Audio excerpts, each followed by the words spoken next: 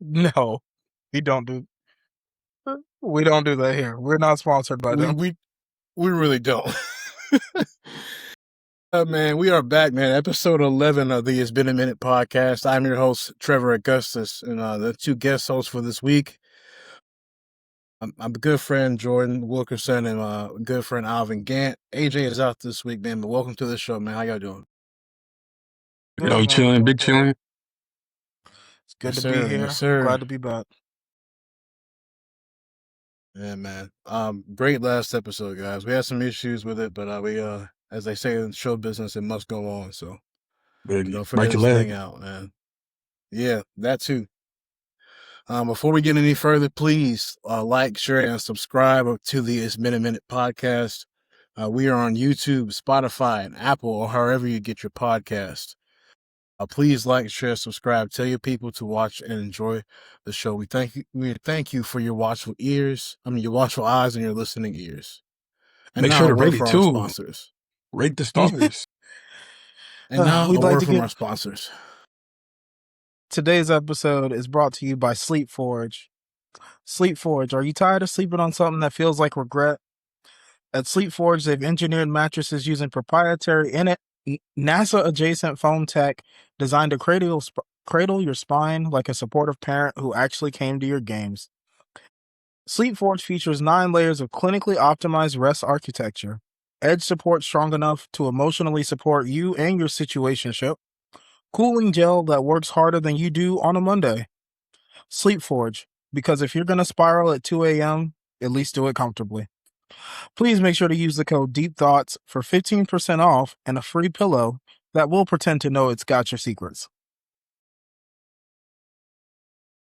And that has been a word from our sponsors. Back to the show. Yes. Alrighty. So, guys, man, let's get right into it, man.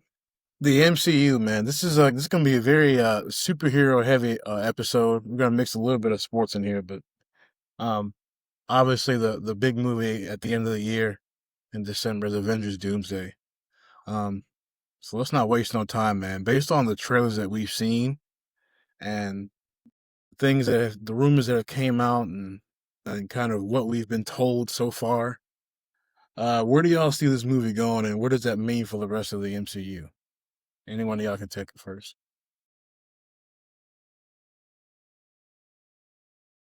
I don't think I can pull it up. I don't think we have we don't have that sponsorship lined up. I'm about to say, I don't think we. Yeah, I'm working hard with my MCU contacts, but unfortunately, right now we are not able to show any of the Doomsday trailers. But if you do want to watch them, you already know how to grab them. Hop over to YouTube, check out the Marvel channel. I believe they do have a dedicated Doomsday what in the channel world? as well. The free advertisement. Yeah, I would like not to get sued. No, we're not going to get sued. We're not getting sued for plugging the Marvel Cinematic Universe. I'm about to say, Kevin Feige actually goes gonna in a cut this black part. SUV by your house. Kevin Feige goes in a black SUV trucks. outside your Look, house. Black truck's gonna be The black outside. trucks. Look, if Winter Soldier's not getting out the car, I'm not concerned. Oh, Bro, snap. Winter Soldier's said- already in your house. What you Oh, mean? you hard body. Well, if he's trying to pull a parasite, that's not my problem. He better follow through.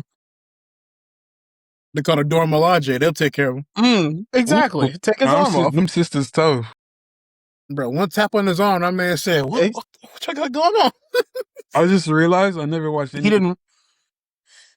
Hmm. I'm about to set this one out. I never watched a single Phase 4.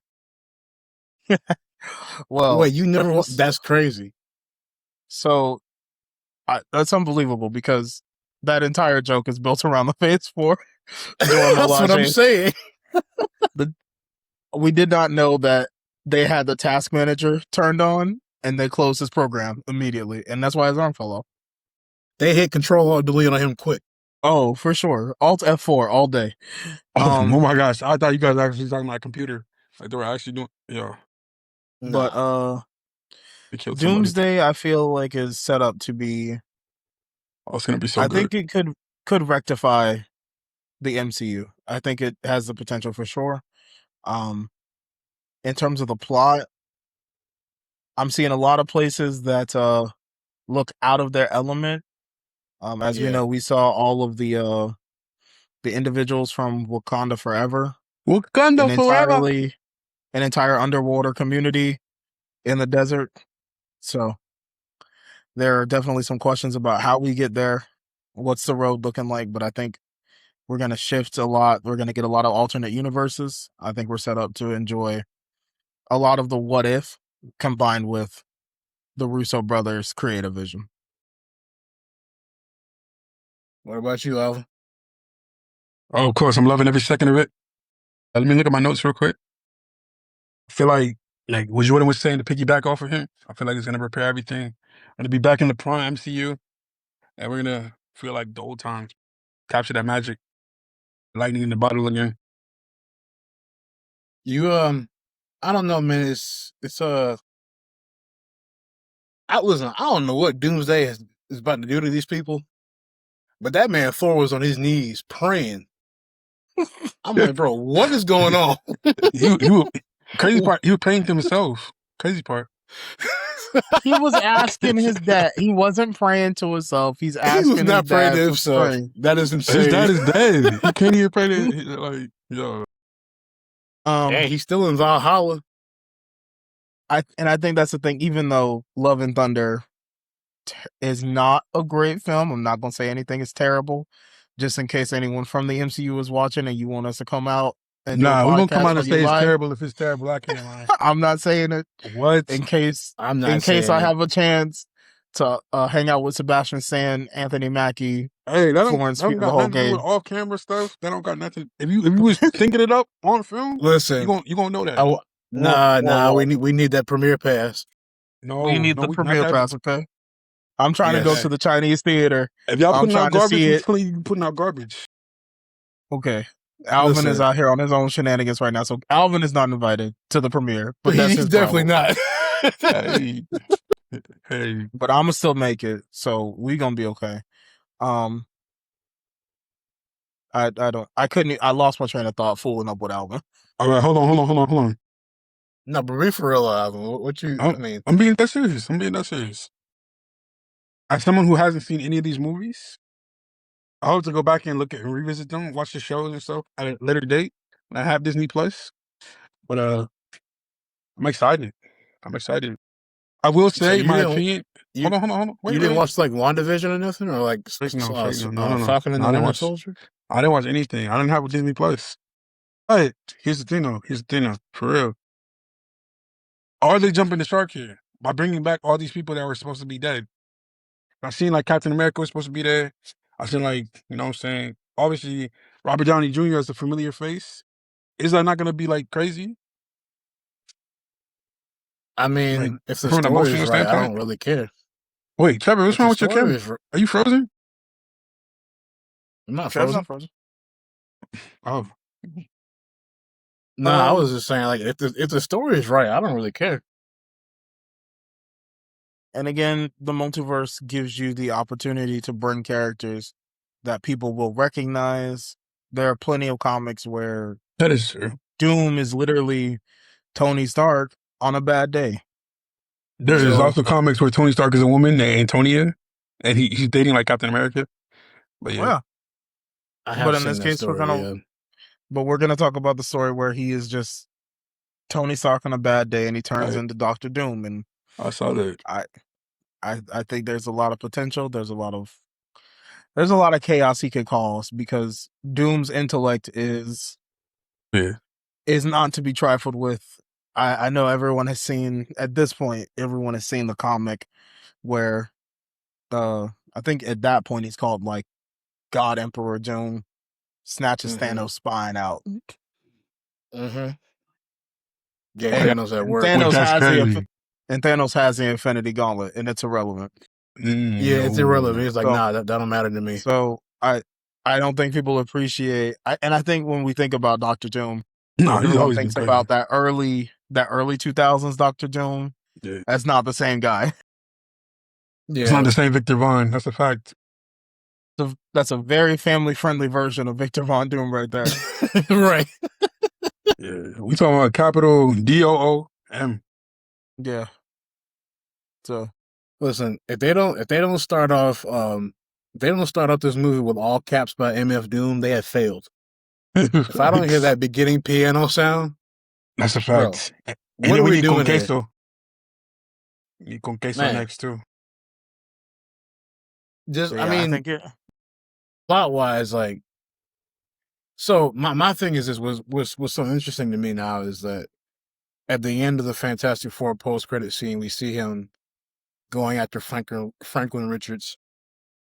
And then in one of the first Doomsday trailer, we've seen Captain America, supposedly, allegedly, I guess that's his kid. And then Up to Thor is interpretation. talking up to interpretation. Thor is praying about his daughter. Yeah.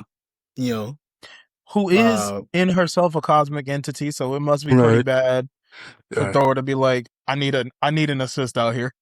Yeah. yeah. What was I gonna say? In Wakanda, they're probably still trying to hide T'Challa's son from whatever's going on. So Yeah. it's something to do with the kids. There's something there because they keep showing people's kids. And we also can't forget probably the most exciting addition to the Doomsday Marvel Cinematic Universe is the X-Men release. And we're getting our classic Magneto and Professor X. Needle.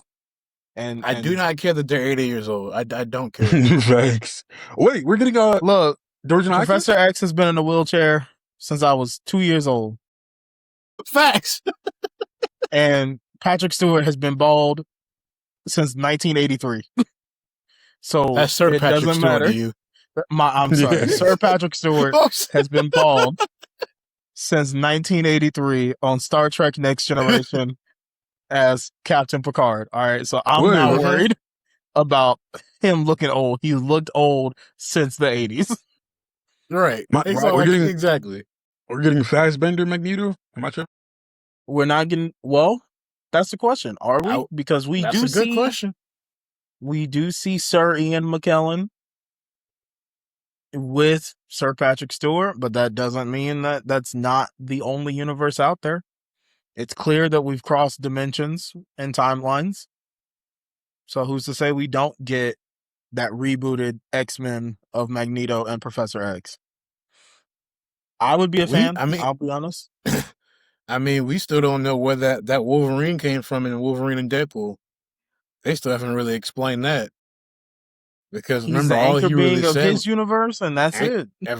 Yeah, that's all they really said. Like all they said and was what did he like say? all the X-Men died in his universe or whatever, and he felt like it was his fault. Yeah, and then the interesting thing at the end of the post-credit scene of Marvels, they showed the Beast and I forgot who else was in there. We had but they Storm said that and Beast, played by their original original actors of Kelsey Grammer and Halle Berry. Yeah. So a question though, before we continue. Have they confirmed which son of Black Panther it is? Like Cold Tiger or like which one? Like not there yet. We just know that his name is T'Challa Jr. Yeah, that's all we know. We left on that note right now. What?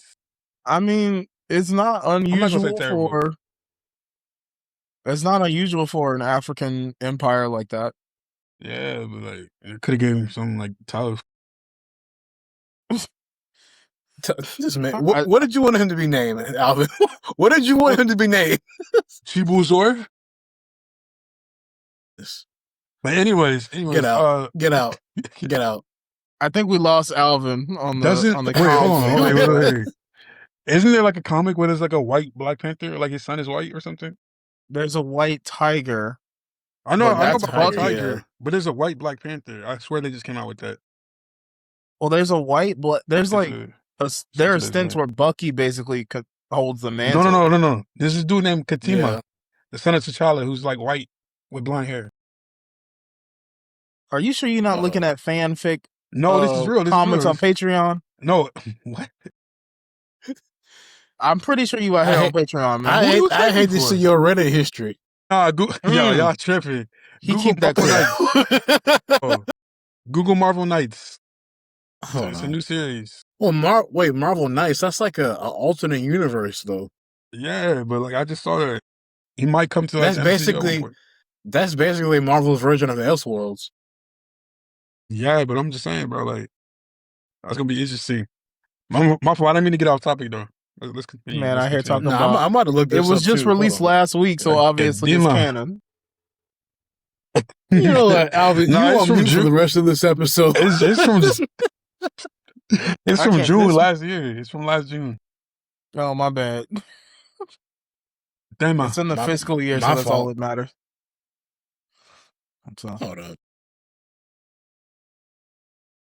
See Marvel. how does Okay, how I'm does looking it White up Black now. Panther get a better name than Black Panther Jr.? Like his name is Kadema, at least. How you But how you you got- know they want to name him in the movie? but also you have to remember that they named him T'Challa Jr. because of Chadwick Boseman dying. Right, yeah. Like there is a making lot jokes, of. but like out of respect, yeah, that makes a lot of sense. I mean, my goodness, You know, have some my goal. respect for. I have go some chat. respect Y'all for- seen yeah. Thurgood? Like I saw Thurgood the other day. That was a pretty good movie. That's a good movie. 42 is really good as well. If you're ever 42? into like, Yeah. He plays Jackie Robinson. He played 42 James Brown was as well in amazing. one movie. He does play James Brown as well. I said Thurgood. It's called Murphy. He also played Ernie Davis too. Yeah, He's been Ah, in he a was lot of special. good stuff. Special, bro.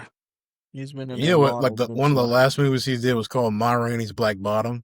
It's an amazing movie. Heard that. It's on Netflix. It's a really good movie. Really? Yeah. Okay. It's called Ma Rainey's Black Bottom. But but yeah, I don't know where this movie's going. But I like it like that though. It's about to be some destruction. It's about to be some carnage. Yeah, definitely. Oh, no doubt. Bodies will be left in Doom's wake. I don't think you can make a good. The fact that they're we're bringing him in just out the gate as the bad villain. There has to be casualties, no doubt. Thanos had a decade of setup, and he still left a wake of destruction. I think Doom is going to put Thanos in a good light by the time this is over. Maybe Thanos wasn't as bad as we thought. Okay, I have a 2-part question. It's a bit of a hefty one. One, are you guys going to watch any theaters? Like opening Of day, course. opening days? Okay, perfect. Always. Where would you say would be Of the best course. seat? Where would be the best seat for our audience to see the movie, in your opinion? In the middle? Come on, Oh, talk to him. Where's the best seat? That's maximized. The Trev, lighting, you the want shot. this first? Because I have like a personal preference for where I Yeah. sit. Talk to him. Where I Let him sit know. might too. not be the. All right, Trev, where do you normally sit when you're in a movie theater? Give us the Trev POV. So I mean, unless like my money I have to get like the seat that they give me. Preferably, I love sitting in the back. I like sitting in the back because you get like really get a full scope.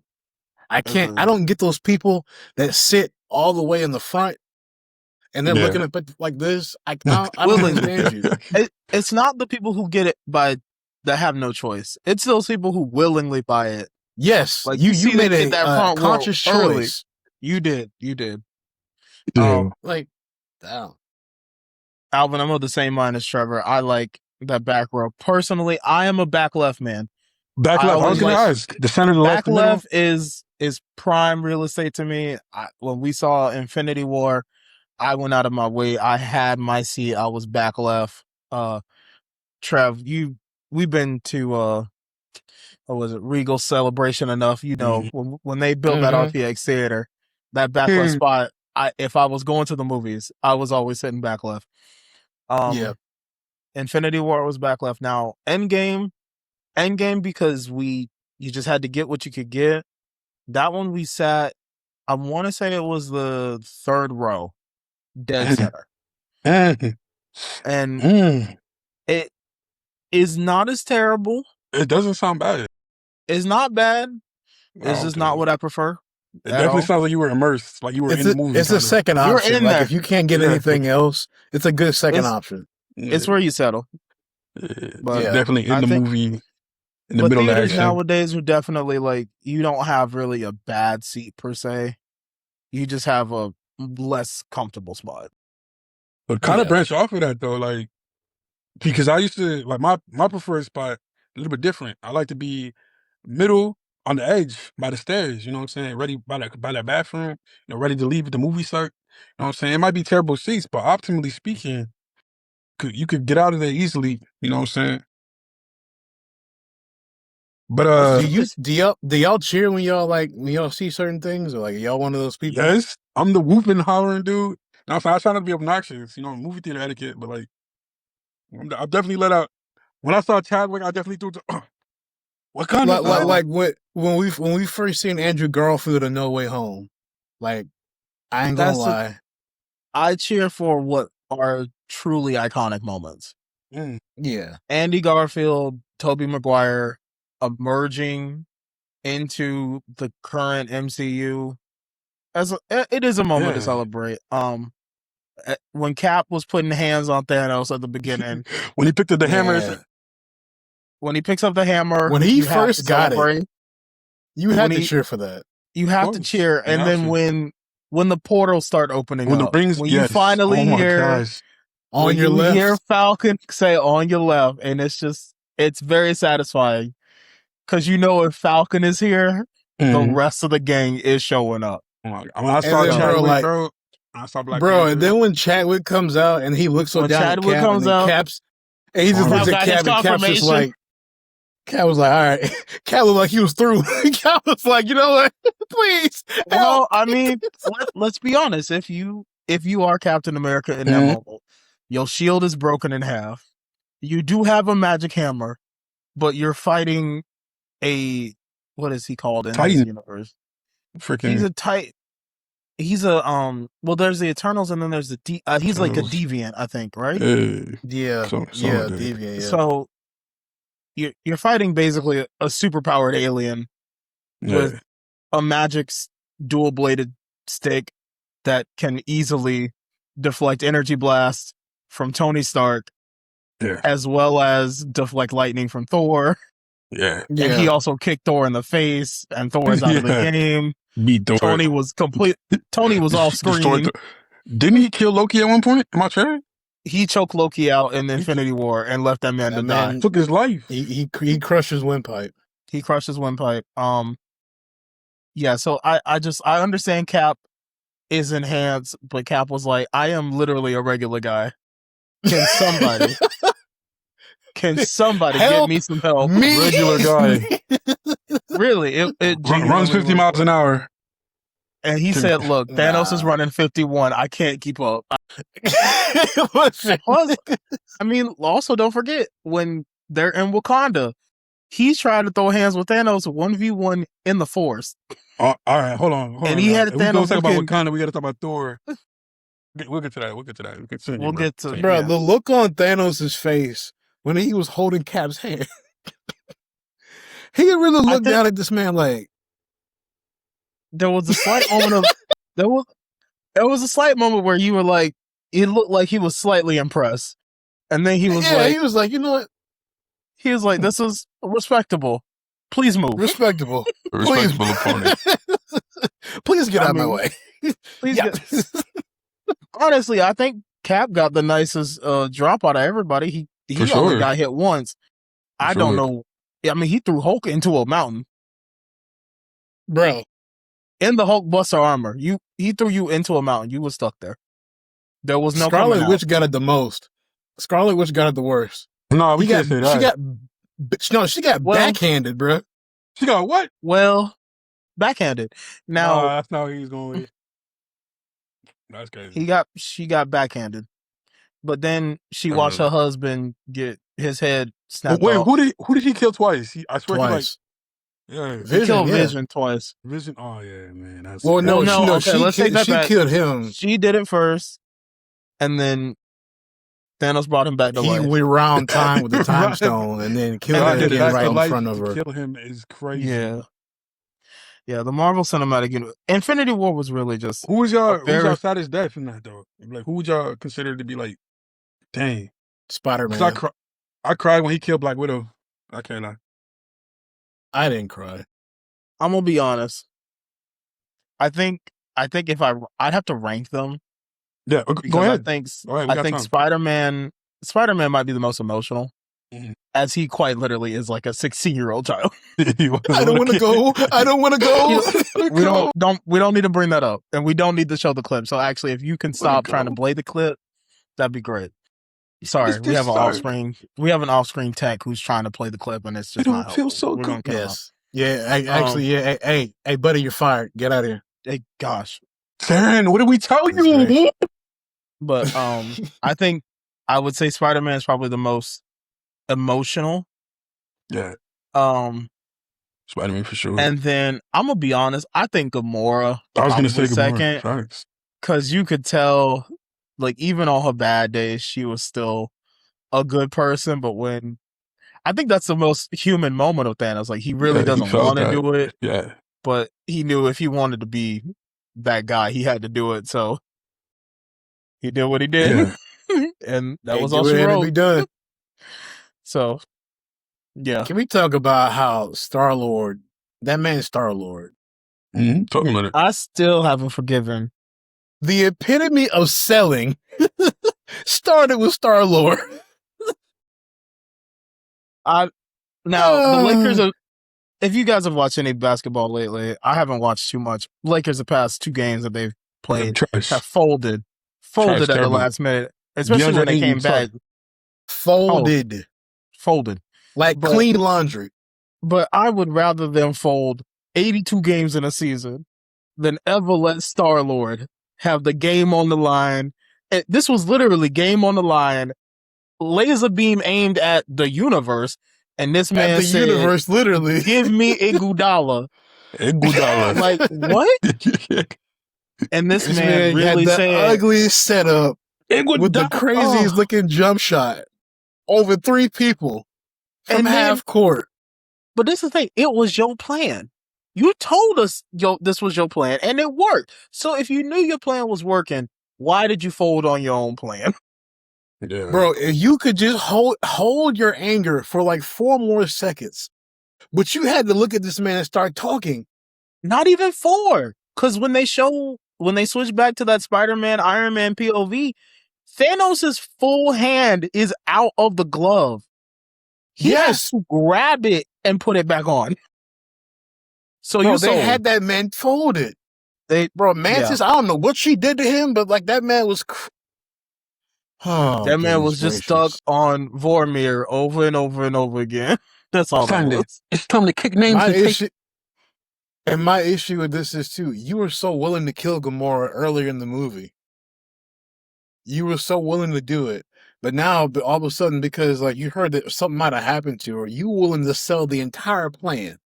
And this is the thing. Y'all could have had the Infinity Stones. You could have fixed this, theoretically. Oh, man. It was a possibility. And then you could have learned later that it wasn't going to happen, but at least half the universe wouldn't have suffered in the process. Thank you. No, I wanted to touch on one more thing, though, before we, do anything. So, you mentioned Gamora and how that was the most human moment of Thanos. Do we actually believe that Thanos felt like he was doing something good? I know he's the villain and everything, like an anti-villain, if you wanted to argue. But do you think he actually helping the universe by destroying half of it? Do you think he actually believed that he was doing the right thing? Like in some twisted way? I think so. Yeah. I think his monologue when he's talking to Doctor Strange on Titan at first kind of shows that. Very much like he understood that there were finite resources. You can't have overpopulation without some kind of consequences. But then I also think it is mentioned in the What If series. Mm-hmm. And that point you just see that like Star-Lord, who in that version is T'Challa, helps him understand that like, genocide of the galaxy, of the universe is not the answer. No. There are better ways to do it. Yeah. So but I think he believed it at the beginning, I think, for sure. I think most villains tend to think that they're right. That's in their own sick and twisted way. I mean, Killmonger thought he was right. He was right. In a way, he kind of was. What? But his approach was, you know, kind of off. a little wonky. It's a little They're a little wonky. wonky. They're a little wonky.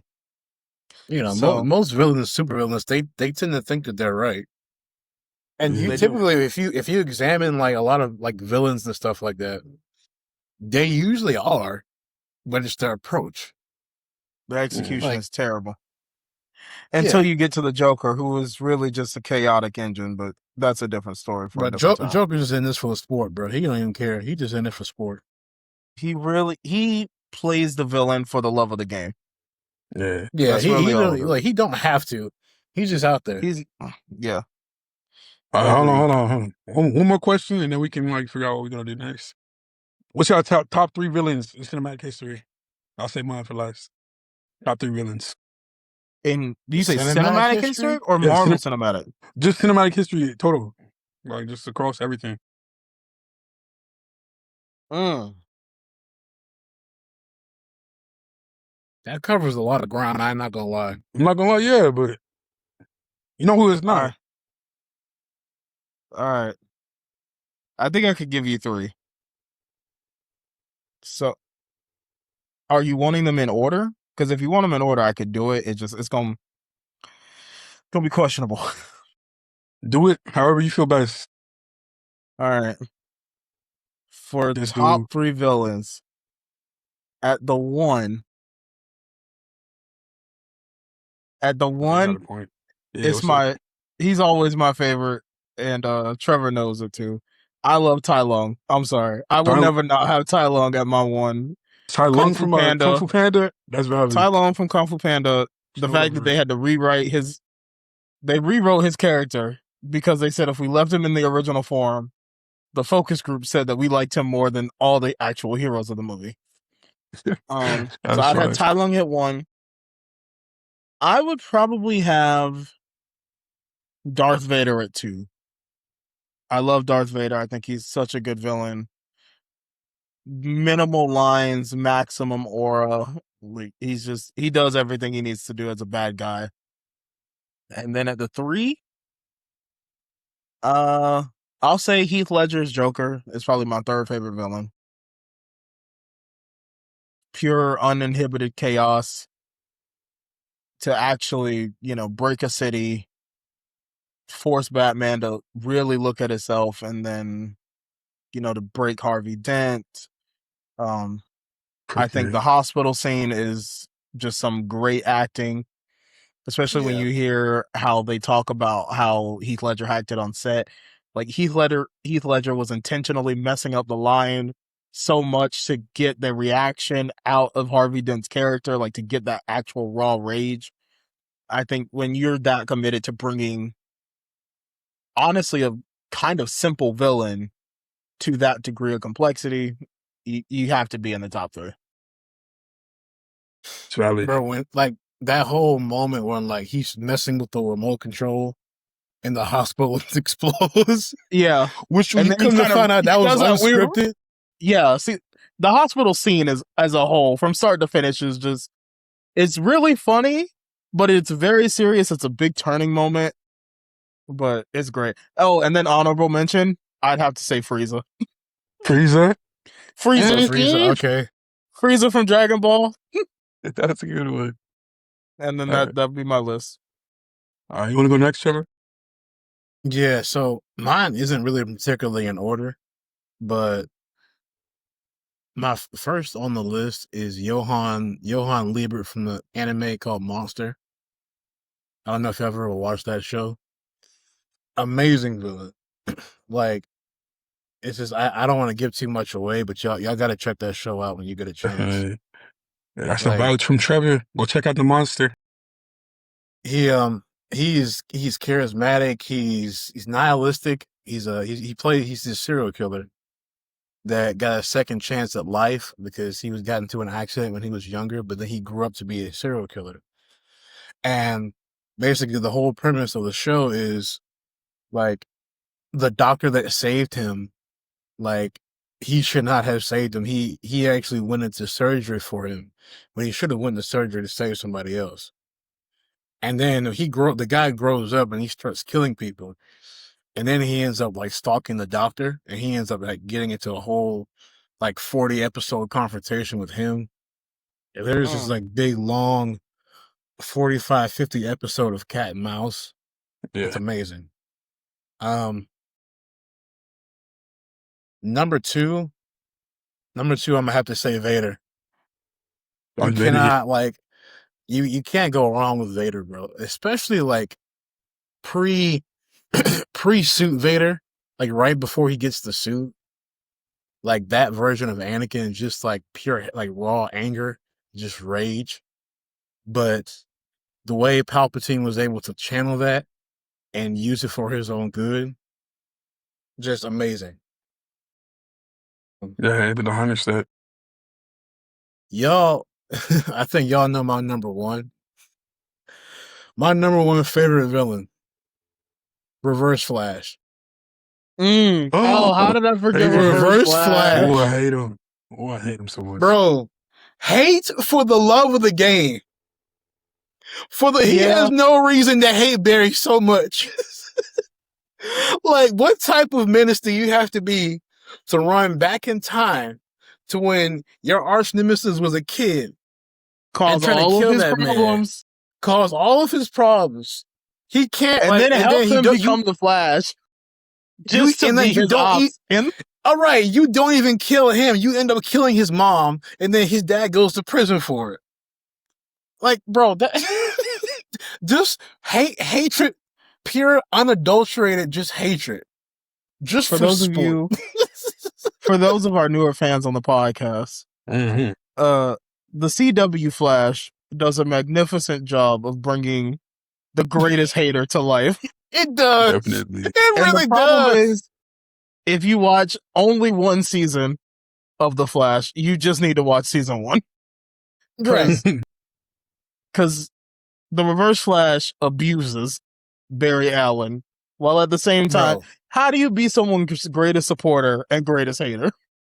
It don't make sense. Whole time from the shadows, he's just looking at this man like, yeah, all right. But the CW really did a great job bringing an iconic villain to life. So shout out to the CW and a great cast of producers, writers, actors, everybody. Just great work. Yeah. I know that show tends to get a bad rap in the later seasons, like around season 6, season 7. It did kind of fall off of a cliff. 1 through 4 are Jeff's Kiss. 1 through 4. Oh my goodness. Are honestly the best live action superhero television shows I've ever seen. Yeah. Season 2 was diabolical. That's an honorable mention, bro. Oh, season 2 was Zoom. Oh my goodness. Zoom was built different. Bro, Zoom was built different, bro. Zoom was built unbelievably different. Yeah. Yeah, so that for those of you who haven't watched, you gotta watch it. Definitely. He's up there. He's up there with the greats, really. And also, too, for those who haven't watched the DC animated cinematic universe, please, when you get time, watch this movie called The Flashpoint Paradox. Reverse Flash is the ops. Bro. Reverse Flash is the ops in everything he's in. And he only wants to be your ops. He never wants to be your ally. At no point. He'll help you just to hate you later. Now, y'all talking about Zoom, y'all talking about Reverse Flash. Let's talk about Savitar, how that brother was jogging the whole time. And still faster than Barry Allen. Yeah. That was dirty. Yeah. Even though his origin story made no sense, I still liked it anyway. Oh, not at all. Savitar was confusing, but Savitar had the team looking confused. Right. Confused. Different, bro. Yeah. That man was different. That man made a whole timeline out of packing Iris up. Yeah. Yeah. All right. This is Alvin's question, so now we're getting it. My 3 millions. Hold on, let me... This man cracked his knuckles. Stop trying to be the Reverse Flash. You're not like that. Hey, you really not, like bro. That. Man. I am like that. No, you not, bro. First of all, untie your hoodie, first of all. I can't do that. Coming off the top, bro. We already know your headline messed up. You might as well just let the people see it. Oh shoot, dang! It's not even airline Bro, coming why you through. got your eyebrows shaved like you Jaden Smith? I don't have my eyebrows shaved. I just have thinner eyebrows. Don't do that. Yeah. Okay. Coming off the top rope, the first villain is me. First villain is me. You? The first villain is me. No, I was just playing. Shere Khan from Mowgli from the Jungle Book. Let's talk about it. That man was just a random tiger, and he saw a group of animals and people like coexisting. It was like, yo, I'm gonna conquer them. And then fire ran him out of the city. But before that, he had the greatest reign of terror ever. I can't lie. He scared the elephants out of there. He scared all the, like a whole bear and a whole panther were like together. Scared both of them away. You know what I'm saying? My second villain has to be, of course, it's not a troll, Megamind. I think that he opens up for a movie that's intended for families and for younger children. He opens up this whole argument about humanity having basically the duality of being a superhero versus being a supervillain, needing one to exist. You know what I'm saying? He was a villain, he won, but he lost because his hero didn't exist anymore. And it just meant it's important to have balance in life. You know what I'm saying? And balance in just the ecosystem, everything like that, to succeed, to be happy. But without his hero, he was nothing. He was just a regular guy that was just angry. And so I feel like it's just I actually did a college paper on you know what I'm saying, got a good grade on it too. You know what I'm saying? 93. I'm sorry. Wait, are you plugging your academic performance? I mean, he kind Al? of did. I worked Are hard you on that plugging- paper. You gotta respect the plug. Also, what hard are on you that paper. taking Respect the for a plug. class to where you had to write a paper about Megamind? It was a psychology class. You know what I'm saying? So Okay. yeah, you know what I'm saying? We had to basically the same topic. Villains and anti-villains, anti-heroes, all that. You just had to go through that. I'm gonna clown your list in a minute here, but I'm just You gonna clown my list is crazy. 100%. But I want you to get through your top 3. You've gotten 2, so let's hear this third one. All right. And for 3, we're gonna have to go with the OG, Scar. Come on now. One of y'all first movies I ever watched was Lion King. Scar did the craziest thing ever to a little boy. When Simba was down there in that valley and watched his dad fall, you know what I'm saying? What did he do? Do that one more time? No, do. One more time. Okay. All right. You had to watch his Folks, dad. We're gonna Yeah, make watch sure to his clip dad this die. right here. That is the Instagram reel. That's the only Instagram reel for the whole That's episode. getting clipped. That's getting clipped. I just want that reel. That's the only thing I want to see for this episode on Instagram is Alvin falling like Timu Mufasa. Oh my god. Okay. But yeah. But up until that point, you know what I'm saying? Foster was really like, if you think about it, being selfish with the resources. So Scar and his group were really starving. And so Scar was like, enough. We're going to take over. I'm Nat Turner. You know what I'm saying? I'm Malcolm X. No more peace. You know what I'm sorry. Whoa. Well, Big slow time down. out. Slow down. Big time Slow out. down. All right. Now Slow down. now we will have to clown. This was completely unacceptable. You're speeding. You're speeding. Sir, first of all, your number one on that list is not no number one. What? First and foremost, Scar is what? Scar is the greatest. No. Scar. I meant the first name you said was not a top 3 villain. Shere Khan? Yeah, absolutely. Shere Khan is literally an origin version of Tai Lung. Tai Lung brought an entire valley to its knees and had the actual masters of combat looking crazy. Shere Khan let a roar. The whole jungle was scarce. Tai Lung had a prison with 1,000 rhinos in it. All right, you won. And broke out. You got it. You won. You got it. Second of all, That was the greatest scene Megamind. in Black. Second of all, Megamind at best is an anti-hero. I don't know how you got a 93 on that. Oh no, he's How you got a 93 on He's that still a paper? villain. He's still a villain. He's just an anti. I mean, really- Shere Khan is kind of an anti-hero if you think about it too. He's not that much of a villain. Exactly. The only villain you really have on that list is Scar, and it's because was Scar really a villain though? Like, are we really deep? Yes. Yes, How? he was. I just think How? I get like at least anti-hero, Okay, anti-villain. Bro, so you if we're can't starting, frame you I can't frame your entire nephew for killing your can't- brother like that. exactly. So you killed your brother. You then gaslit your nephew into making him believe he committed homicide, which he did not.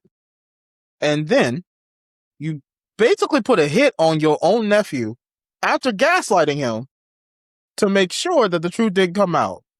And then you led a bootleg coup of a nation, which is by definition treason because the actual king has now been we care about exiled. treason. And then you, by extension, brought drought and famine, which led to the death of hundreds of other animals. So Scar is a villain. And then on top of that, lying to his entire family about what happened. More gaslighting. And you were still he trying to hook up gaslit with his mom? Sarabi. You still trying to hook up Yes. with Sarabi. And she still didn't want you after years. Yo, Bro, what did doing a Nala lot. say, bro? And Nala, went. Nala. First of all, bro, Scar has been Nala after saw me. I said, I Sarabi. thought you were dead. Exactly. Yeah. And that man said, "What you mean dead? I was told I couldn't come back." Yeah. Scar has been gaslighting the Pride Lands for, let's call it, decades. That sounds like good Simba's- villainy to me. Like a top That's villain. great villainy. That's great Yeah. villainy. Yeah, illest.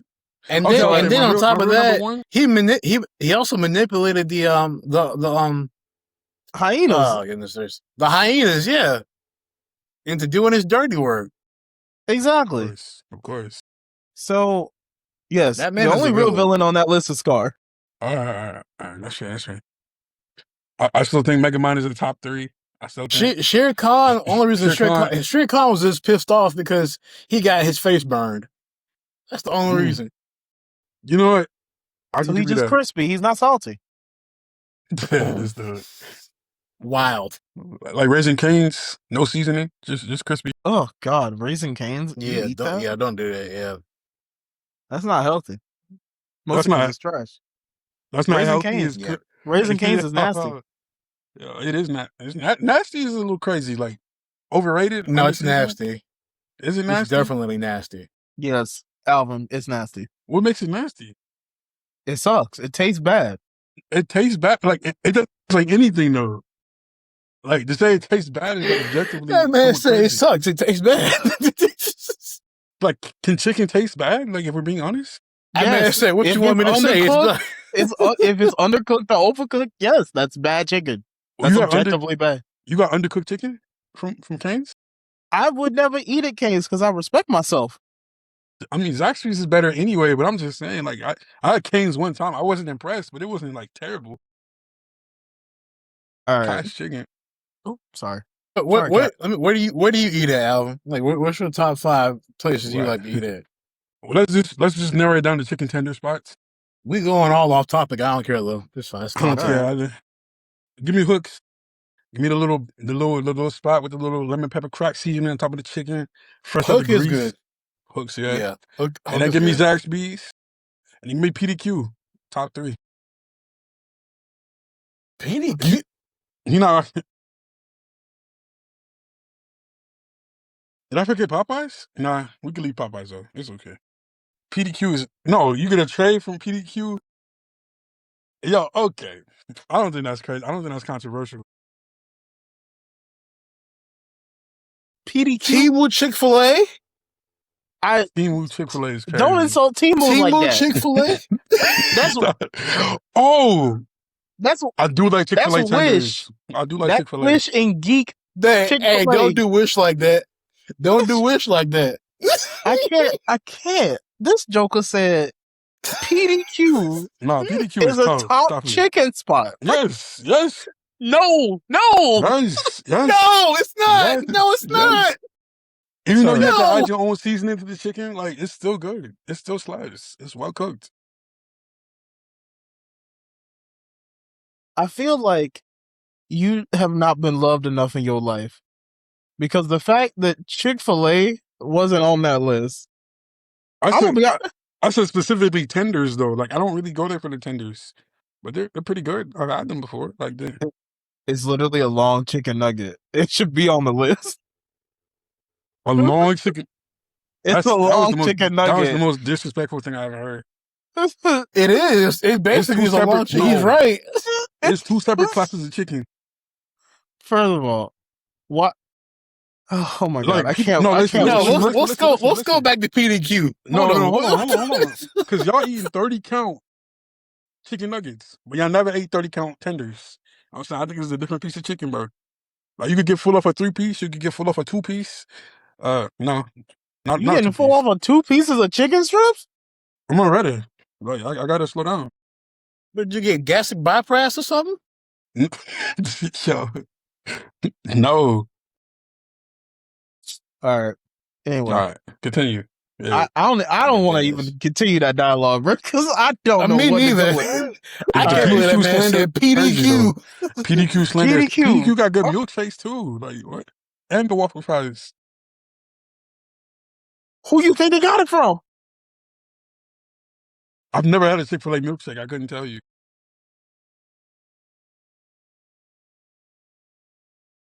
Remember, it's Black History Month. You can't say nothing crazy to me. Do anything. Trevor, I'm getting a word from our guy in the tech booth that it's actually now time to do our next sponsor.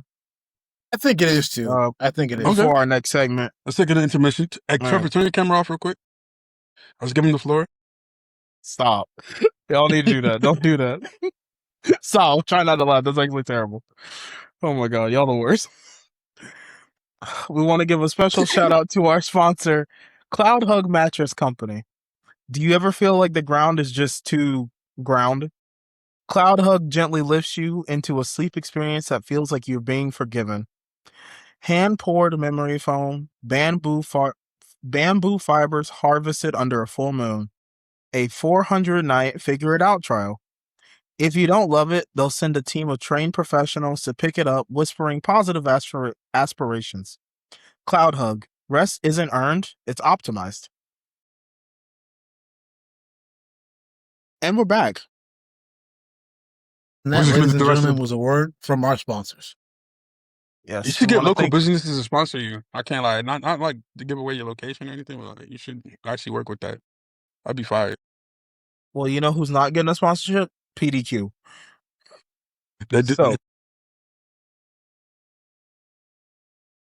You know who's also not getting a sponsorship? Raising Cane's. Exactly. But we don't want that though.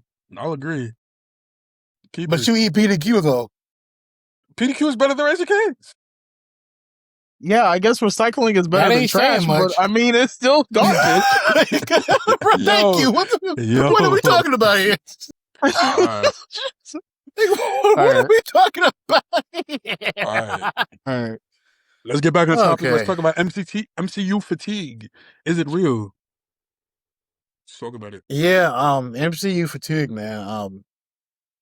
I don't know. There's been a lot of filmmakers over the years who have talked about, you know, the oversaturation of Marvel films, and we've had a couple of filmmakers talk about how it'll just die with the old Western and die with, you know, different genres of you know, these eras of movies that we've seen over the course of 160 years of on the silver screen.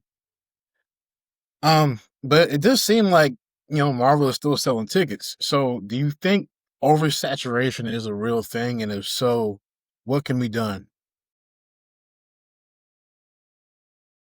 Oversaturation, I'm going to say I think it's real, but I don't think it's I think it's not a problem because you're going to lose some fans.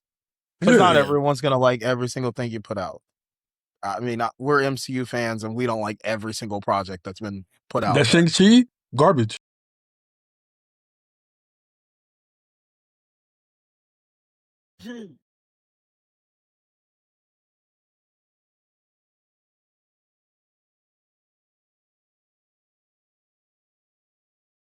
I have coworkers that, you know, some of them have told me you have to kind of take a break from the MCU. So I get the concept of being oversaturated. I think you do get fatigued, especially with so many new projects, especially during that COVID run. It felt like there were just projects released basically 1 month after the other. Nothing Yeah. really was coherent. But I think that's really the phase 4 problem is you got too many spoons in the pot. You don't really have a plan, and you just got everybody out everywhere. Yeah, it sounds like Yeah. textbook oversaturation. But even though you're going to lose some fans, you'll lose some older fans. The advantage of releasing so many projects is somebody is going to like it. It's like Somebody's casting the going to net. watch it. Yeah, literally. You are really casting an entertainment net out there. There are people who don't probably care for the Marvel Cinematic Universe, but they liked the Marvels TV show, that Miss Marvel Yeah. TV show. By extension, they like Captain Marvel, and to fully like Captain Marvel, you got to watch her movies, which means you got to watch Infinity War. And to understand it, you got to watch everything. So it's a way to loop in new fans off of small IPs to bring them to the big fold, but you can't oversaturate, but I don't think they're going to suffer. Yeah. Let me What butt in about here you, real Alvin? quick. Yeah. It's been almost 20 years of MCU. If we really look at it, it's been almost 20 years. I'm gonna go through the list. How old were y'all in 2008 when the first movie came out? 10. 10 Yeah, I I was was Or 8. 10, yeah. I was 9. No, I Yeah, was 10 because Iron Man came out in the summer, right? yeah. Yeah, Yeah, that then I summer I was was like 10. 9 or 10 years old, yeah. I was 10. It So depends on really what you consider to be the true beginning. Was it Incredible Hulk or Iron Man? Like it depends on what you consider.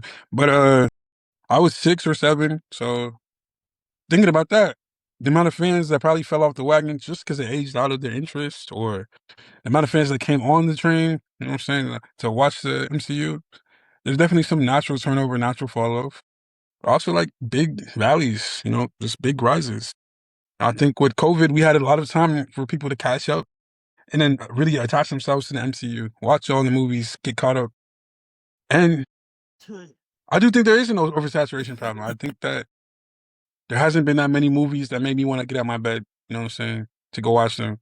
Like some of them were pretty forgettable. I haven't watched any Yeah. of them, I'll admit. But that's neither here nor there. It's just uh, You just said time. Shang-Chi was was trash. I was trolling. I was joking. That was bait. he had to be because that's the only way I could Yeah, it had to continue be. this conversation this evening. But I think his point about just having so much to watch and drawing people in, I think that does roll into that quantity versus quality that we have here on the docket. I think that the quality is only there for like 2, maybe 3 movies in phase 4 at the most. Yeah. Or 2 or 3, I'll say phase 4 projects, because I think Loki is in that category of you could see there was a lot of care put into it and it is built to draw you in. So I think if you have Loki, I think Shang-Chi, Spider-Man, and then depending on where they drop, like Guardians 3, is that phase 4 or 5? I think that's I phase guess it's like, 4. if that's phase 4, then that's like one of the handful of projects that's like on the good list. Other than Yeah. that, you just move on. I think Yeah. like post game, I think people kind of felt post game, like post end game. I mean, I think a lot of people felt like, where do we go from here? And I do get the outcry for people saying that there might be oversaturation, but I feel like if your movies are good, people don't care. Like people did say that about westerns, like even back in the day, that because there was like so many western movies that came out. Yeah, Like but think there were about also uh, there were some really good ones though. Yeah, yeah, some there great really were. westerns. It was. Oh, definitely was. But I'm just saying, like, like I say, if your movies are good, I don't think people care. Like, people said that sci-fi was gonna die out. How many sci-fi type movies have we gotten? Kind of almost the same Same similar thing. plots over the years. Of you think about Day After Tomorrow or what's that one with Tom Cruise in it? Okay, this We're talking about Mission Impossible. You talking not about Mission. Well, Tomorrowland? not Tomorrowland, No. yeah. Oh, Wait. Edge of Tomorrow. Edge of Tomorrow, yeah. Edge of Tomorrow. Yeah, Edge of I Tomorrow. do remember that one. I mean, you had Alien versus Predator, obviously. You got Independence Day. Yeah. You got I mean, there's always gonna be. I mean, then I think more recently, obviously, you have Avatar and Star Wars and Oh, Jurassic Star Park, Jurassic Trek World, and all of those. I consider that sci-fi to an extent. I think they Yeah, do classify yeah. Jurassic Park as sci-fi. I yeah. mean, it's I think kind of horror, kind of thriller, kind of. I ain't gonna lie. I feel like, and I guess because the studio feels like they're making money, I do kind of feel like they went back to the well a little too much for Jurassic Park. Yeah, Jurassic World should have been shut down. I still have to catch up on 2 movies from that franchise. Like, It's just like, I mean, Planet of the Apes the same way, but Planet of the Apes was an amazing trilogy. One of the best movie trilogies you could probably watch if you're a movie fan. The new one's amazing trilogy.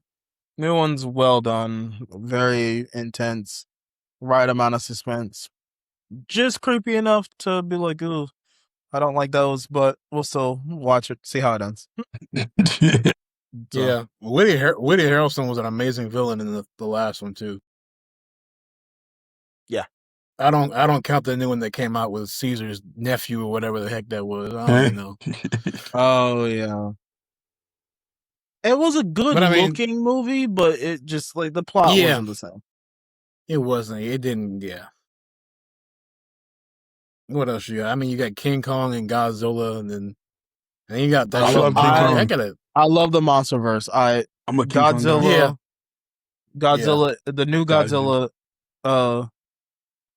Speaking of kaiju, actually, Pacific Rim. That's a franchise they could delve into.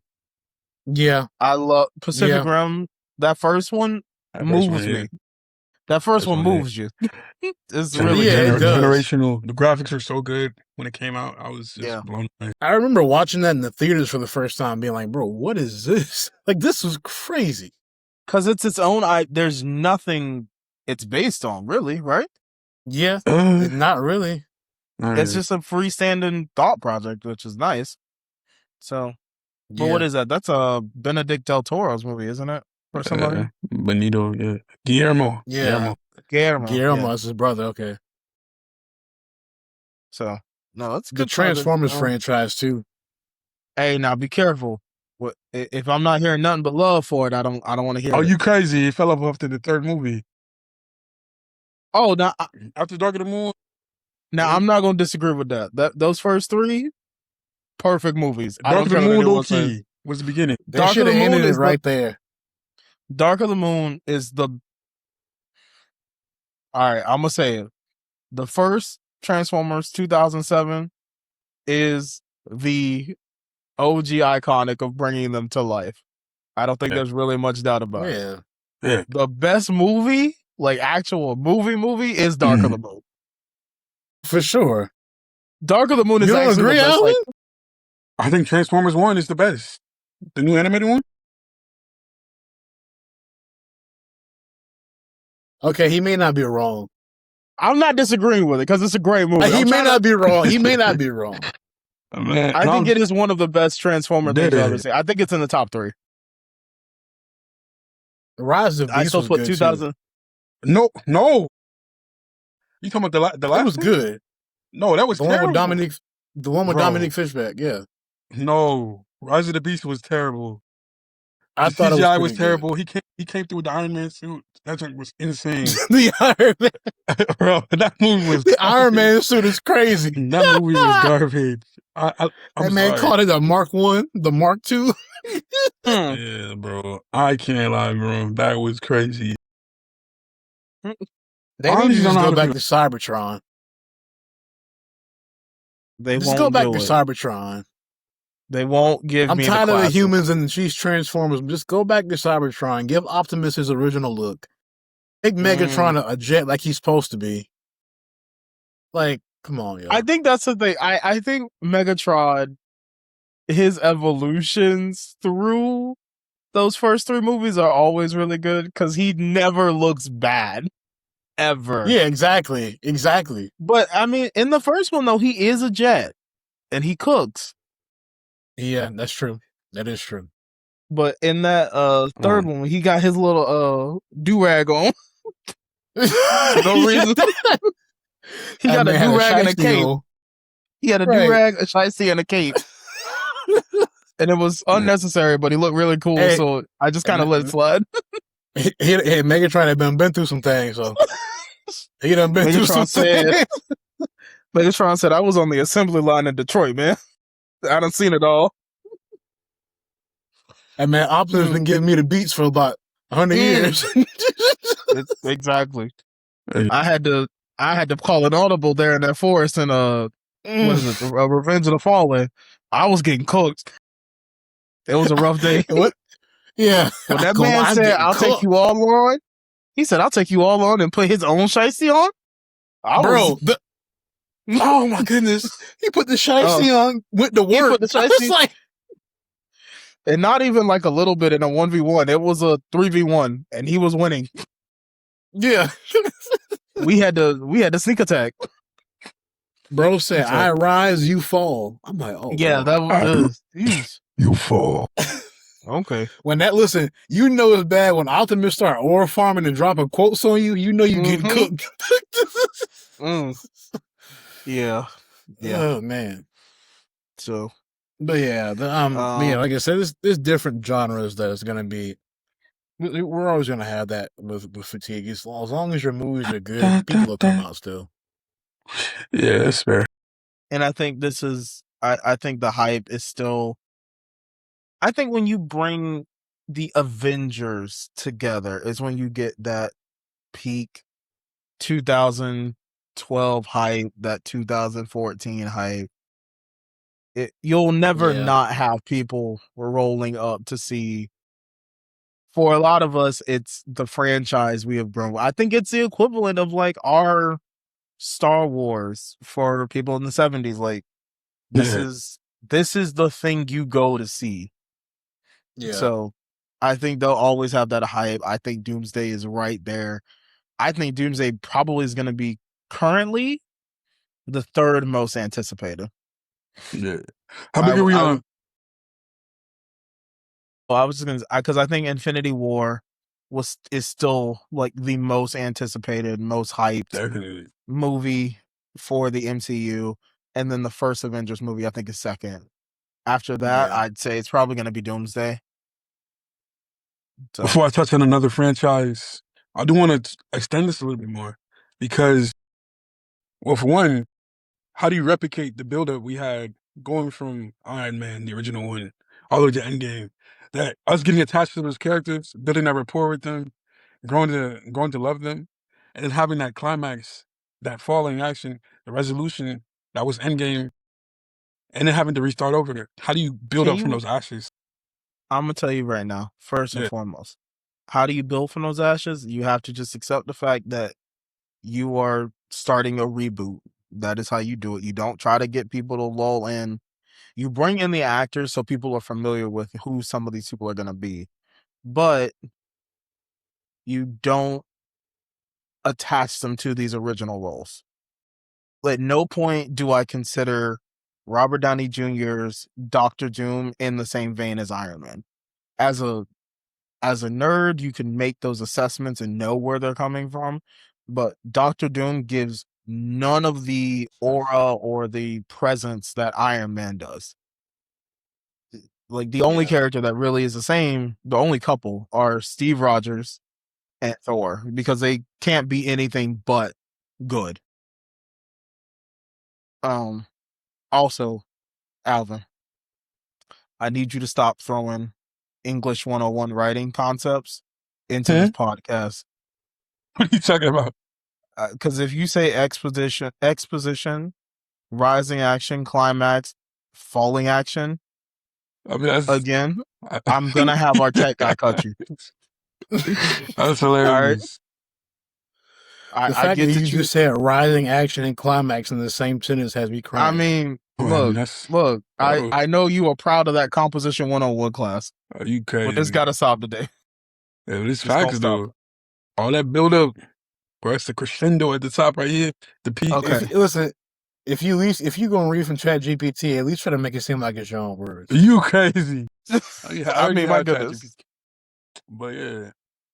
Let's talk about Fast and the Furious while we at it. Like, come on. How do y'all feel? How do y'all feel? What This has movie got to should be it the have ended last on? one. It gotta be the This has last got to one. be the last one. It got to be. There's nothing. Look, What else you look, gonna look, do? look. With family, anything is possible. Bro, So don't piss me off. no. Don't piss End it me off. right now. I actually think with family being everything, they will be racing on Mars in 2047. Listen, The entire just open movie up is a being portal. shot.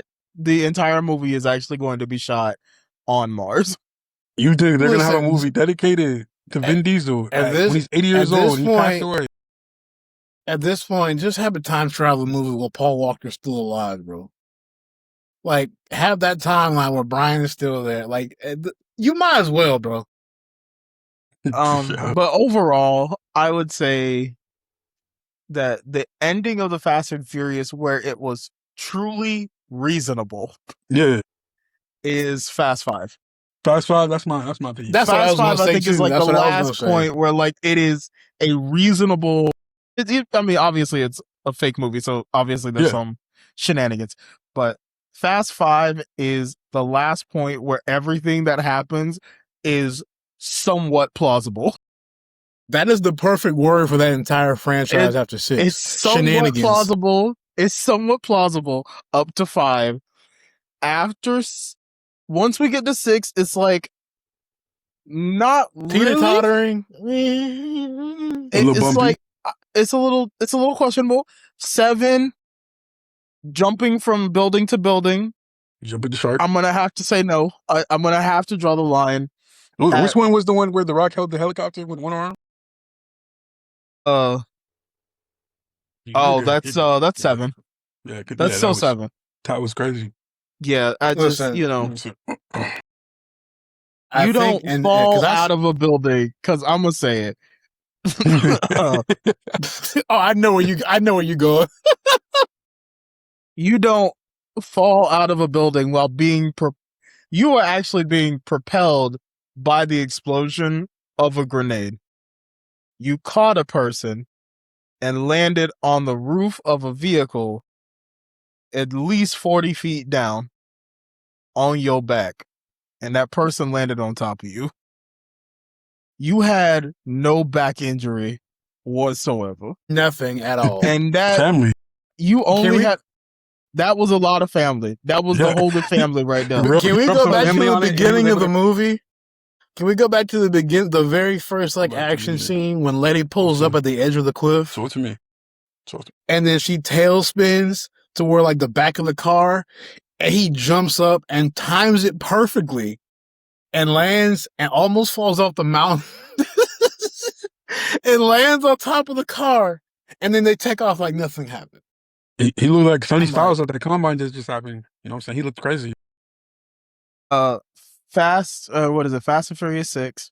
Fast 6, yeah. When he when our good family leader, Dominic Toretto, is somehow getting out of a moving vehicle and then drives said moving vehicle off of the bridge to then jump from the vehicle to catch Letty, who is also midair, moving in the opposite direction, and then successfully catches her, and for some reason defies the laws of physics, because if the two of you collide, naturally you should probably actually start dropping immediately. You then overwhelm her acceleration and go back into a third vehicle that was not in the scene originally.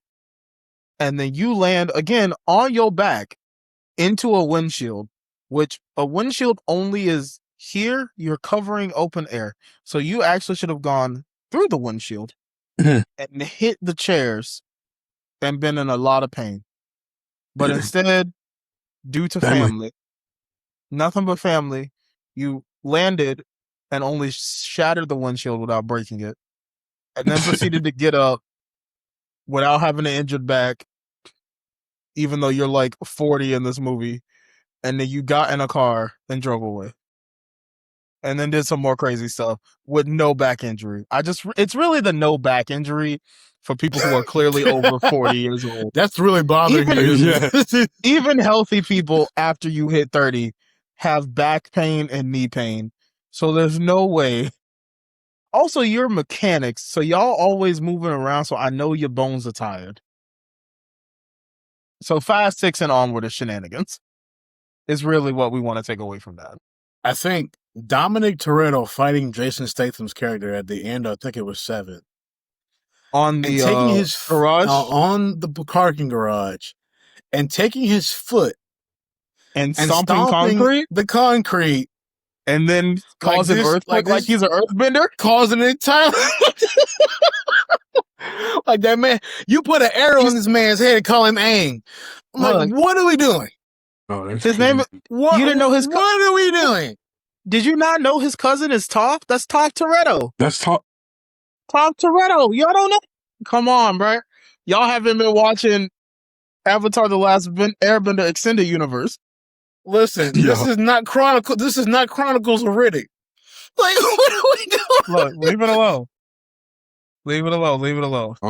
And then the one you mentioned earlier, bro, you cannot build up enough speed to drive a car and come out of a falling building going sideways and downward. And then build up enough speed to where you're going fast enough to your momentum will take you all the way to another building that's falling. I was done. Straight. There were some questionable things happening in the Fast and Furious universe, but it's okay. Because as long as you got family, it's all right. As long as you got family. Anyway, man, we're going to move on. We definitely are. Captain America Civil War, man. Civil War. Talk about it. It's been a whole decade since this movie has came out.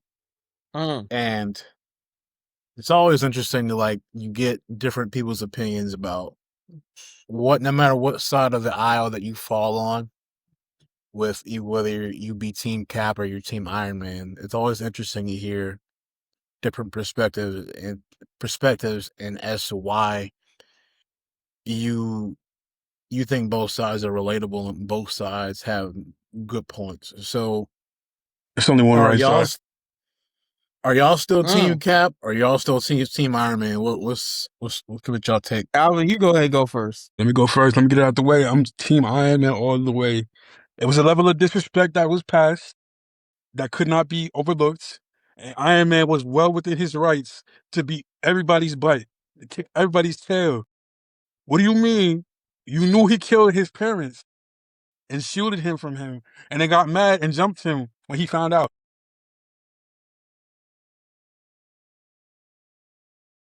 I understand Bucky had mental illness. He was brainwashed, everything. He was not in full control. But do you think that that maybe it was a little too hasty to automatically start giving that man the hands, knowing the entire situation? I think that he reacted in a very human way. I think anybody in Iron Man's situation would have done the same thing. I think I would have done the same thing. And I'm not a rich billionaire who gets ladies and has big suits, you know? But yeah, right. Jordan, what's why you looking like that? Honestly, it's the fact that he said gets ladies, but at this point, Iron Man is in a semi-committed relationship to Pepper Potts. He's not concerned with any other women. Be so for real. Come on now. I think that's my only thing that he said. Semi-committed.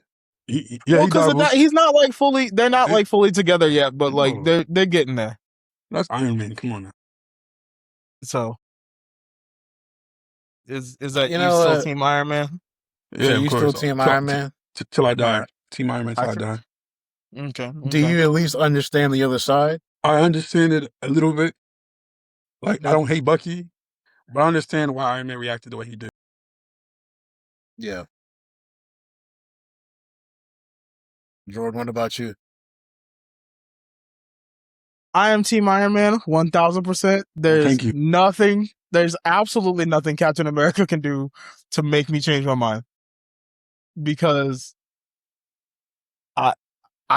Alvin has said nothing wrong. You're not finna tell me that this man put his hands on my mama. And my and I'm daddy. just supposed to, and my daddy. But even in that scene, you could see he was mad about the dad. But when he said it was my mom, I connected with Iron Man. Come on. That man said he killed my mom. I have to take this personally. Tony did nothing wrong. Tony did absolutely nothing wrong. Tony put both hands on Bucky and Captain America. And I don't know why they were acting surprised. Because then Tony asked him, like, did you know? You can't say I didn't know it was him when there's literally nobody else out here like that. Nobody's moving out here like Bucky. So you know it's Bucky. So even if you had an inkling that it's Bucky, I would rather you tell me, Tony, I think we should sit down and have a conversation. The Hydra files have been released. I think Bucky might have had something to do with your mom than your dad. We have to find him and figure out what's going on. But I don't think you can act surprised when Iron Man has just found out that this man killed his mama. I would put all kinds of hands on Bucky. Hands, an opportunity. Arms, legs. Hands and feet. He just stumped out. Honestly, Bucky and Cap should just be glad that Tony did not have that nanite technology yet. Because if he did, Tony is walking out of there alive. Cap and Bucky are going to be sitting over there waiting for T'Challa to come get them and take them back to Wakanda to get some of that herb. Because there ain't no way Tony walking out without a W. There's things you don't do. You can see that there's always that line. Like, you have to give me a good reason not to act crazy. And putting his hands on his mama was not a good reason not to act crazy. Right. I already know Trevor's team Cap, but continue.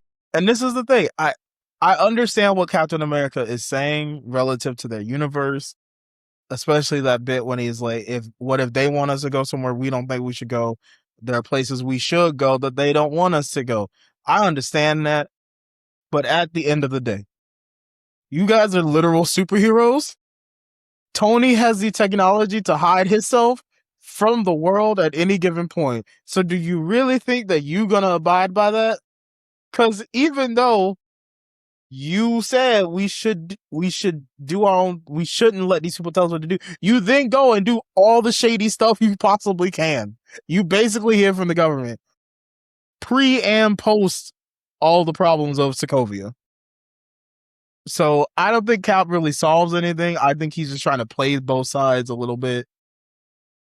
But at the end of the day, Iron Man is 1000% right. T'Challa was on Iron Man's side, so I feel like that gets all the votes we needed. We got the new character, we got the OG, and again, Bucky put his hands on Tony T'Challa Mama. Was neutral. No, T'Challa was definitely neutral. No, T'Challa was not neutral because T'Challa wasn't okay. T'Challa was not neutral till he fully understood that the guy who played him was not Bucky. But he was operating under the assumption, Bucky killed my dad. I gotta handle business. So again, there is the line. It looks like Bucky crossed it again. So now Bucky has T'Challa and Iron Man coming for him. Hey. So I don't know what he thought was going to happen. Cap can't save you from everybody. I do. Go ahead. Try to defend Captain America. Go ahead. No, listen, you know I'm Team Cap. We know you know it. I can see it in your face. I knew statistically one of the three of us. Listen, I can't defend. Alvin, this is how I know he's Team Cap, because he said, are you still Team Cap or Team Iron Man? Like you trying to act like Iron Man is a bad guy here because you put him on the back end. No, listen, I'm just asking that because everyone was either picking Team Cap or Team Iron Man. I mean, you either picked Team Iron Man or you were wrong. That's insane. No, that's the truth. That's I think true. on the whole thing with the Accords, I do think a lot of that was Tony's guilt because of what happened with Ultron. And that showed itself in Infinity War. I Okay, mean, that's the ain't only getting part I that. didn't Not agree with. in. I didn't agree with the registration or Yeah, anything like that. like That was crazy. I think that because not to get too real life here, but if we look at the plot Yeah. of The Winter Soldier, that's basically what we're living in right now.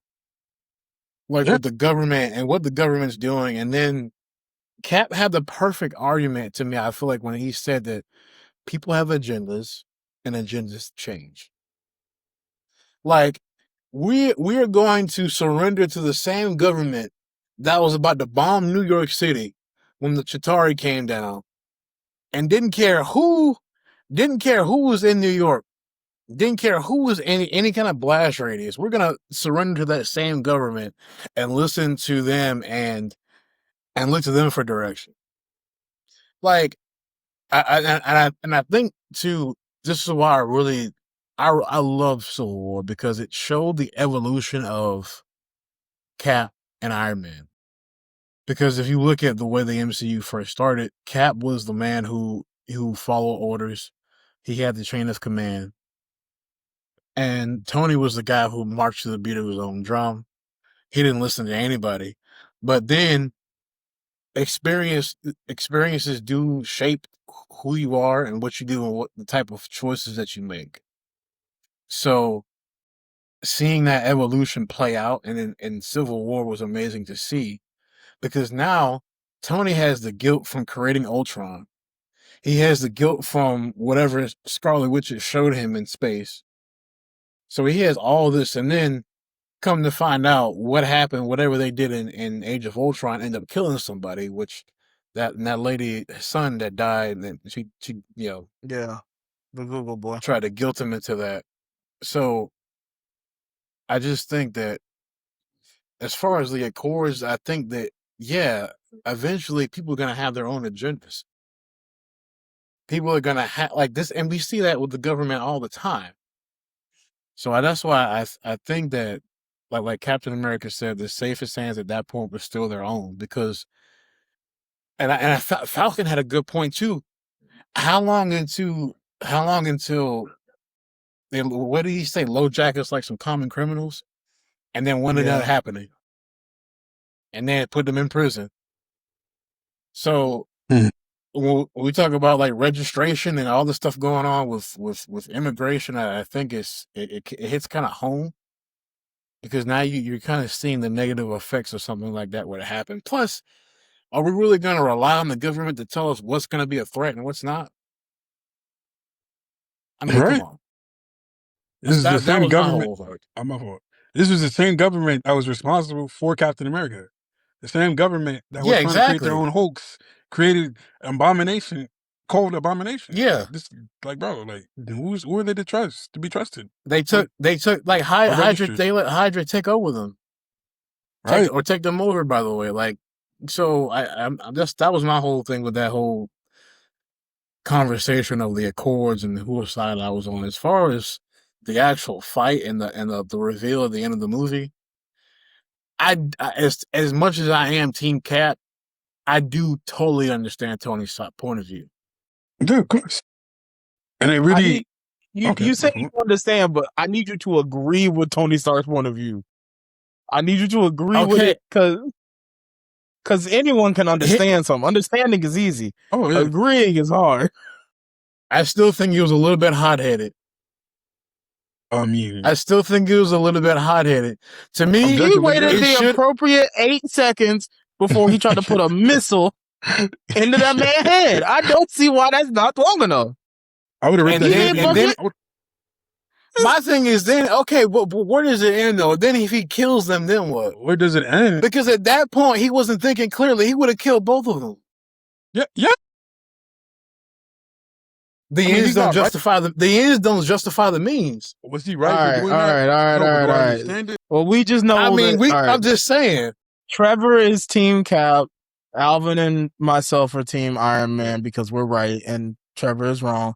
So, that being the case. Wait, I do want to say something real quick though before you you sound like you wrapping something up. Let's talk about the real reason why I disagree with the Accords, with the registry, cybersecurity. Having eyes on every superhero where they were, you know what I'm saying? knowing exactly their location, knowing their weaknesses, knowing all of these things, there's no really secure place to put it to keep it out of the hands of people who would want to take it and use it in bad ways. Not to say the government wasn't going to use it in bad ways to create like duplicates of them. When it really goes into our next sponsor, NordVPN, how to protect yourself online while searching things. Cybersecurity is very important.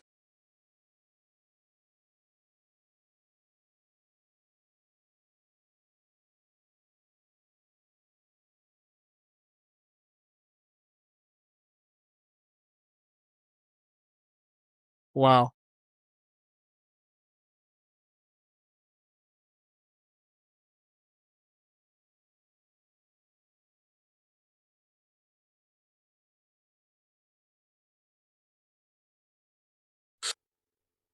All right.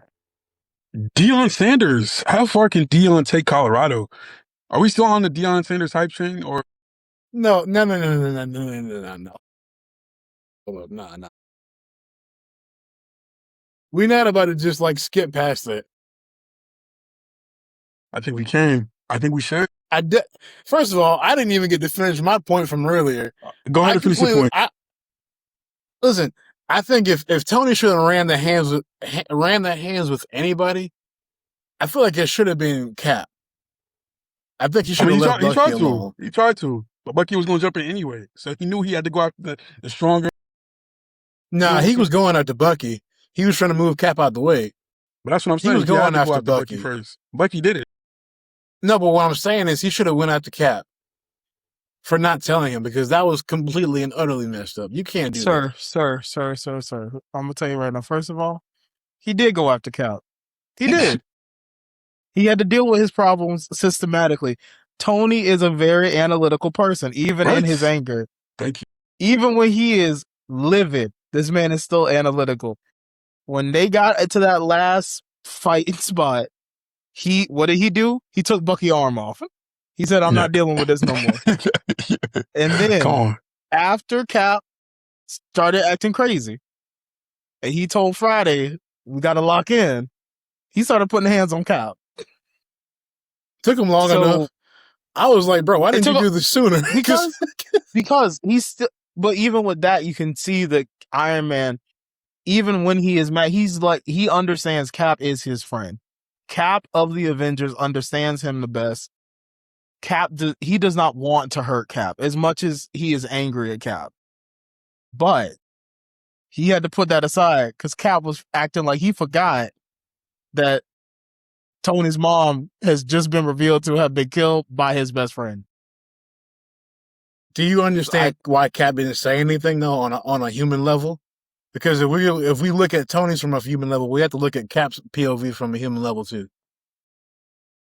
From a human level, no, I don't think, as if you're saying you're somebody's friend and you find that out, and this is somebody that you are actively trying to bring into the fold, like okay, so if you're Cap and you've now learned Iron Man's parents have met their demise by your best friend Bucky, and everybody knows that you would want to find Bucky and bring him back, because that's not a secret. Everybody knows.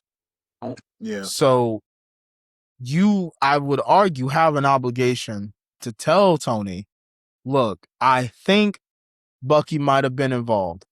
If you had just told Tony, you don't know for sure, but you know that he has been brainwashed by Hydra. Tony knows he's been brainwashed by Hydra. If you bring that to the table, Tony, I think, could tolerate it more and would probably help you actively find Bucky, knowing that he would have to accept the fact that Bucky did something out of his control. I think Cap definitely made it worse by not saying nothing. Cap makes it worse by keeping it to himself.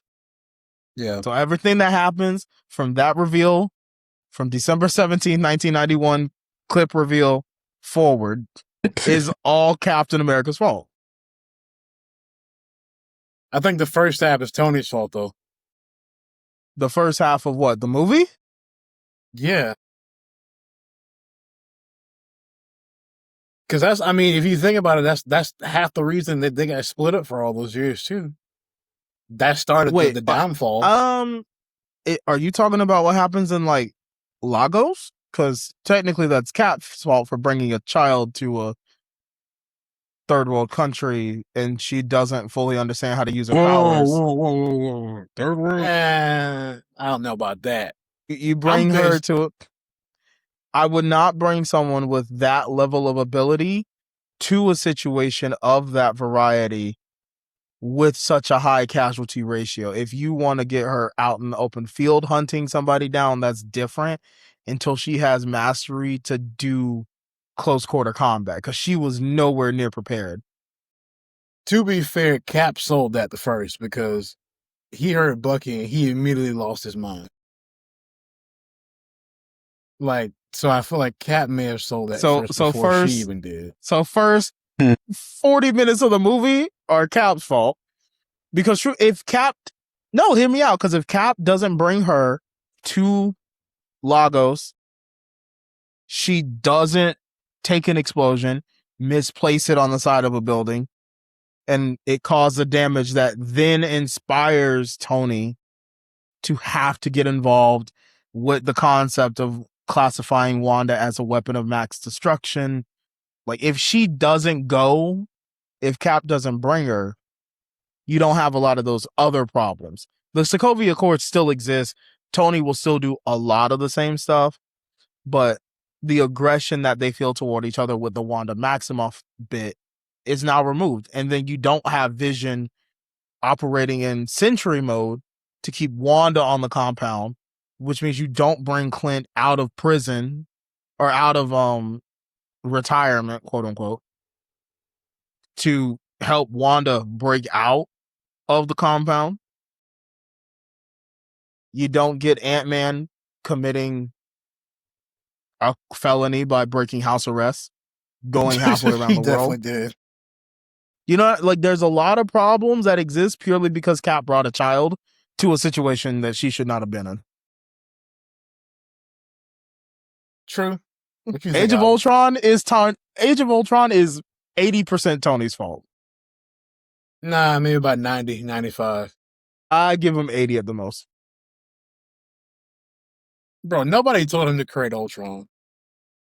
By definition, he wasn't trying to create Ultron in the negative way. And I understand that, but I just feel like you can't. He allowed his guilt to turn to what it turned into. Because, like he said in Civil War, yeah, like I used to make weapons of mass destruction, and then I shut it down.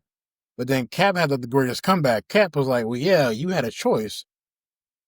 And that goes back to my whole argument about the Accords too. Like, if they would have ended up having to register everybody, like if you read the comics, it was all about registering your name and all this other stuff. They would have gave up that choice.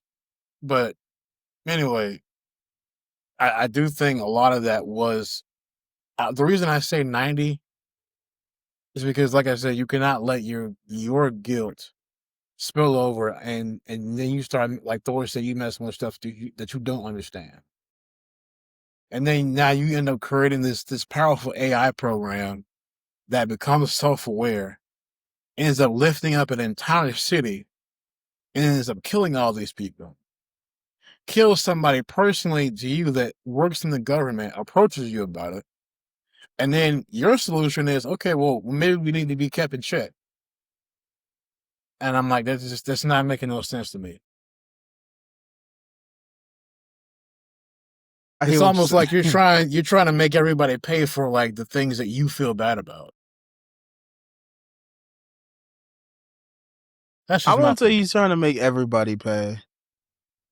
I think to a degree he's self-aware that there are other people out there who are intelligent, who have the potential to possibly cause global damage. It is a precaution. It's a rough spot to be in, but in any case. Yeah. In any case, I don't think Deion is taking Colorado to a championship. I don't buy it. I don't think, if he's not getting the recruits, I don't think he has a chance. If he's not getting the transfers, if he's not getting the transfers, he's not doing it. I think we live in a different league right now. I think it's so hard to compete with the top talent. You're not getting those recruits. Those transfer. Nobody's coming to Colorado to play, bro. I'm sorry, nobody's doing it. Jeremiah Smith on his way over there. I don't care. The market is not there. I'm not even going to acknowledge Alvin right now. The You know market's what? not there. The NIL deal, the NIL makes it very difficult. It lets teams who have a good booster program but who don't have a good sports program, you now can buy your way to a championship, or at least get within range of like attracting long-term talent. Yeah. So It's gonna be a really hard. Like yeah. it has to be in an attractive place. Like even if you can't bring in the money, it has to be an attractive sell to to a player, that player's family. You know, it's gonna be very hard.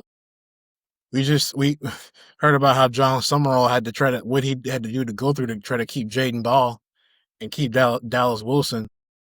So it's very hard. DJ was out of the first thing smoking. DJ was like, "Yeah, I'm going back to Texas." Yeah, it's very hard to recruit nowadays. Deion, bro, I don't know what to tell you, though. Kador, he ain't got no other eligibility, and Travis don't either. Mm. They didn't do anything with that. He said he didn't. Don't do that. Don't do. You know what, Trevor? If you want, we can have a word from our last sponsor, and then we can hit these last. You want to hit that QB topic, and we'll do that NBA scenario. Yeah. We can go ahead and hit that up. Let's have a word from our sponsor. A word from our sponsors. I see Alvin has turned on his camera again, which is so unhinged. This man is unbelievable. Oh, hey. All right. We want to give a special thanks to our last sponsor of the day. This is Ethereal Slumber. Each mattress is handcrafted in the Swiss Alps by monks who studied orthopedic science but decided to focus on peace. Stuffed with ethically sourced stardust, wrapped in silk woven from introverted caterpillars, and blessed by a sleep consultant named Armand. You don't buy an Ethereal Slumber mattress, you actually inherit it. Use the code TRANSCEND for a complimentary lavender-scented sleep robe and a handwritten apology from your old mattress company. Ethereal Slumber. And we're back. And that, ladies and gentlemen, was a word from our sponsors. It was a word from our sponsor. Beautiful read. Beautiful read. You know, so we're going pro. Going pro. Let's talk a little bit of sports before we get out of here. Real quick, y'all think JB can take the Boston anywhere? Is the East too good? I think the Knicks gonna come out and do something. I think Detroit is on highlight. Is on watch. We can watch Detroit too. I feel like we got some good teams going out. You're not feeling Detroit? I saw that side. Like, what's going on with that? No, I'm thinking about JB still. I've always liked JB more than Jason Tatum because JB has never tried to be. I think my thing is I don't like when they push players to be the face of the league that that haven't really garnered the respect to be there. Not to say anyone is a bad baller, because I mean JT know how to throw it down, but I don't think he is the face of a league. I think he's the face of the Celtics franchise right now. I think he's one of the two, because truthfully, I think JB is right there with him. I think JB has a better IQ when it comes to the ball, but I think they can make a deep playoff run. I think the issue becomes when you get to that last level, when you get to that Eastern Conference final. Is JB alone going to be enough to get them over that hump? Probably not. I think you do need them together, because together they make it an unstoppable pair. Because you have to double team one of them, I feel like, to be successful. You double team JT when they had their championship run. You double team Jason Tatum, and then that leaves JB open to make the high IQ plays, to get people in position to get the best out of that roster. And the second you stop double teaming Jason Tatum, now you got to deal with Jason Tatum one-on-one. Yeah. So playoff or championship, no. Playoff run to give people a run for their money, for sure. For sure. I think they're in a position to do that with, I think, relative ease, honestly. I agree. Yeah. One of my favorite players on that team that I really think could help them go far with his versatility is Derrick White. I think his ability to step up and give you 30 if he needs to play other sides of the ball. You know what I'm saying? I think he's really good at that. So I think they have a chance to go pretty far. Who knows? And Peyton Pritchard, he's one of those guys that can come off the bench and he'll give you 20, 25, 30 points almost every game. Peyton Pritchard. Bro be cooking, bro. Just like that Nuggets run a couple of years ago, their bench was probably better than at least 15 starting teams comfortably. I think you could probably get at least through half the league before you need to be worried about maybe getting a starter on there. Hey, quick question. Now that you brought that up about the Nuggets, who is worse, Jamal Murray when he plays the Lakers, or LeBron and Toronto Raptors in 2018? LeBronto. Who was more of a menace? LeBronto. I don't even think it's close. I don't know what it is, bro. But every time Jamal Murray plays the Lakers, he turns into prime MJ. You know who I actually can't stand the most when they play? It's not Jamal Murray. I can't stand Aaron Gordon, bro. Oh my God. Aaron Gordon be out there like, yo, who is this? Aaron Gordon, I think when Aaron Gordon plays against the Lakers, he believes that Scottie Pippen and Dennis Rodman have coalesced into his spirit. Because he played not coalesced. He played his best ball every time he has to play against that purple and gold. It looks like he has a vendetta for no reason. So bro, at all. Can I give an NFL? Can I give a comparison? NFL player. All right. Aaron Gordon really like George Kittle versus the Cowboys. He got no reason to hate us so much, but he does. And whenever he goes that's a little different. The 49ers and Cowboys have a legitimate hatred. But that's different, though. He's carrying it to a different level. He got a shirt. He take off his shirt and say, bleep Dallas. You know what I'm saying? Like, he leaning into it's kind of crazy. Like, if I see George Kittle, I'm spitting in his face. I promise you. Okay, Alvin. Calm down. George Kittle. What? George Kittle gonna beat you. George Kittle gonna beat you up. George Kittle gonna call the rest of his MAGA homeboys to come take care of you. Oh, hey, we're not having that dialogue. You talking about the Bosa's? The Bosa's coming to get me? Oh, no. Stop it. Stop it, you two. Stop Nick it. Bosa? Okay, I'm done. I'm sorry. Stop it. All right. Now I have to say, I like this question a lot. Who needs a QB the most going into the draft? Definitely the Las Vegas. The Raiders? Raiders for sure need a QB. I think the Jets. When don't the Jets need a quarterback? That's honestly fair. Dolphins, I think, are getting right near that point. They have to get somebody. Yeah. Need to explore their options. When two is third on your bench, you have a problem.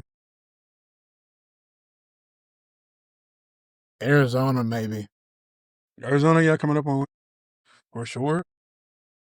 Minnesota. Minnesota for sure. Yeah. If you ask Matt Ryan, Atlanta might need a quarterback too. Yeah. Yeah. Man. Mike, you not feeling Michael Penix? Not enough to trust him as a starter. The question is, are they feeling him?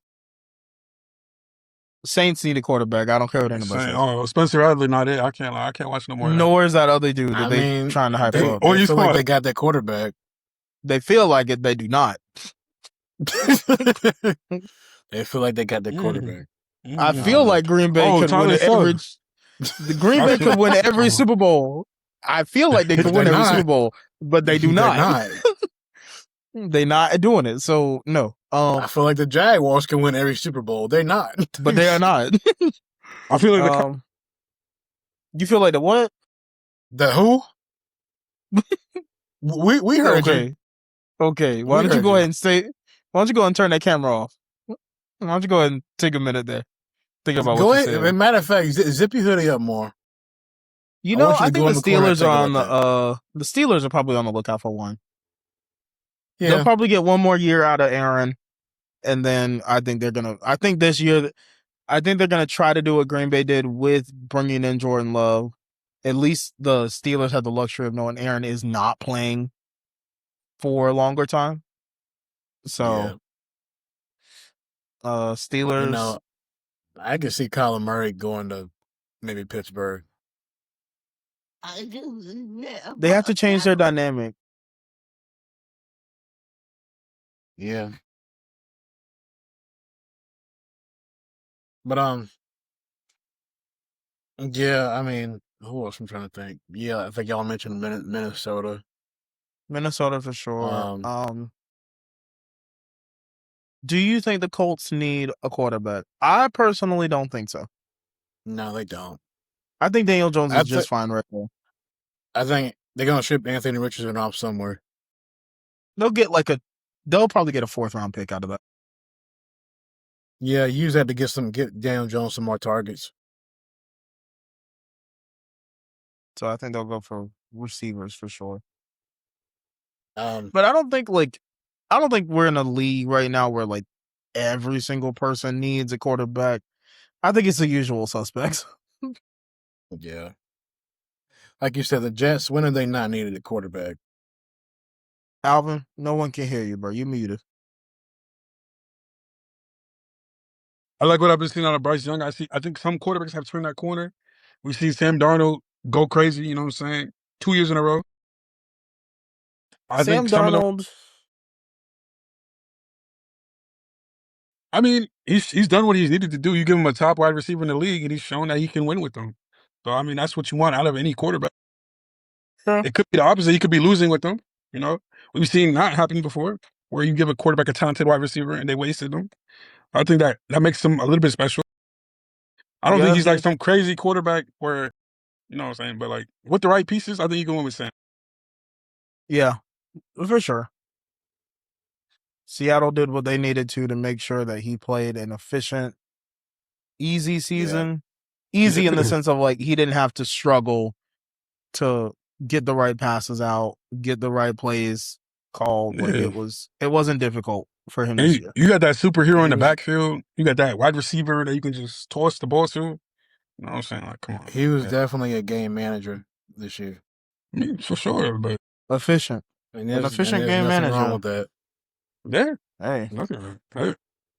If you're not I've losing said us it the before, game, Tom Brady is the greatest game manager the NFL has ever seen. I can't disagree with you. you wasn't going to lose the game because of him. He won a couple games for sure. He won a bunch of games actually, but like Tom Brady, you know what I'm saying? I don't My know goal- what Houston. I don't know what Houston got going on, but I think teams have caught up to whatever CJ Stroud did in his rookie season. I think teams are finally catching on. Well, they've caught on now, but Figured him out. I don't know. Yeah, and it's only going to get harder because Jacksonville's not going anywhere. I think No, the y'all have a Titans are not competent. going. Yeah. Titans are only going to get better. Indianapolis, they're not going nowhere. So I think Buffalo is going to be on a decline next year. you don't think Joe Brady's going to be able to open up and help Josh Allen? I think Buffalo is going to go.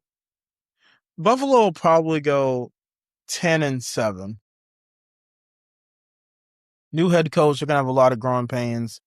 Josh cannot play hero ball. Like I think if he plays hero ball next year, I think he's gonna get injured in some capacity this time around. Yeah. He's had a lot of close calls, a lot of breaks Yeah. his way. I think he's gonna run out of steam on this year. So that's my thought on that Yeah. one. Everybody knows my stance. Green Bay needs a wide receiver, a real wide receiver one. Y'all But got a we got bunch of wide receivers though. we got a bunch of wide receivers. We don't have a wide receiver one. That's a I see where very you're coming different from. thing. I see where you're Gotta coming go from. get George Pickens or something. Stop Oh. saying. No, chill out. Hey, He on limits. Listen, GP and Michael gonna GB. put in a good word. Hey, GP and the GB. That's all I'm saying. Don't worry about it. We're gonna see the news. We'll see it probably around July. We gave up 2 second-round draft picks and probably like Romeo Dobbs or somebody. And yeah. We'll sign GP. We'll sign GP on like a 3-year, $90 million deal. Just bring in that good, healthy talent. Now, to be fair, I can also see GP going to Las Vegas. I don't think so. I think he'll want to go to a winning team. Yeah. And I think Dallas, because is he under contract still, or is he gonna be a free agent? He's tagged. He's tagged. He's tagged. Yeah, they tagged him. As of today. Yeah. I gotta remember tag. So I mean, I guess we could just pay we could pay the tag, and then we could have him. So we'll get him somehow. Michael will work it out. I'm not worried. Where do y'all see Tyreek going? Because the Dolphins they're Tyreek. Ooh, I know. I want to see him come in. Probably to the child support office. With his problem. Stop it. Oh. Maybe the courtroom. No, I'm stop. Anyway. Yo. Tyreek at 30, 30 or 31? 32, I think. Yeah, with a coming off of an injury like that. Nah, he's 31. Yeah. March 1st, he'll be 32. He'll be a decent slot receiver. I think we'll lose some of the speed for sure. But yeah, it'll still be there to. You could get him on a vet min for sure. So bring him in just to be a distraction on the field. That's crazy. Give some other guys a chance to really get out there, show what they could do. Yeah. I don't think he'll be bad for any team necessarily. Yeah, he definitely won't. If you get for cheap, he's definitely a plus on that benefit. So, oh my goodness. Sorry, y'all. I'm getting sleepy. Yeah. I'm old. Real quick, before we coming up on time here. Yeah. Change NBA history by selecting one scenario. Hey Trevor, do you think you could share the screen so they can see it on the video?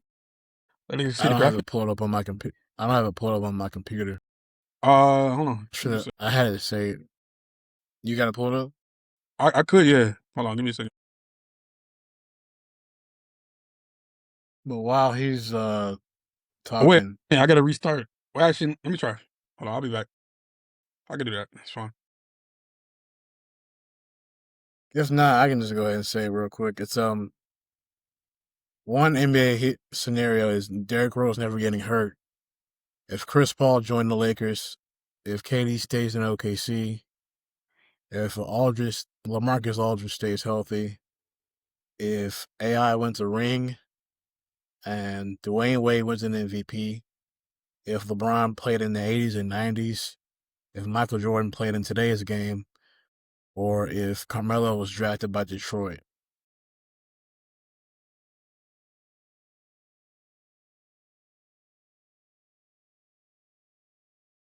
I'll say for me, I think it's Derrick Rose never getting hurt. Think D Rose? Yeah, that's just me. Maybe I'm being a little biased because he's one of my favorite players, but oh wow, you actually did it. Yeah, can y'all see that? Bad. Yeah, we can see it. Yeah, I can see it. Beautiful. I think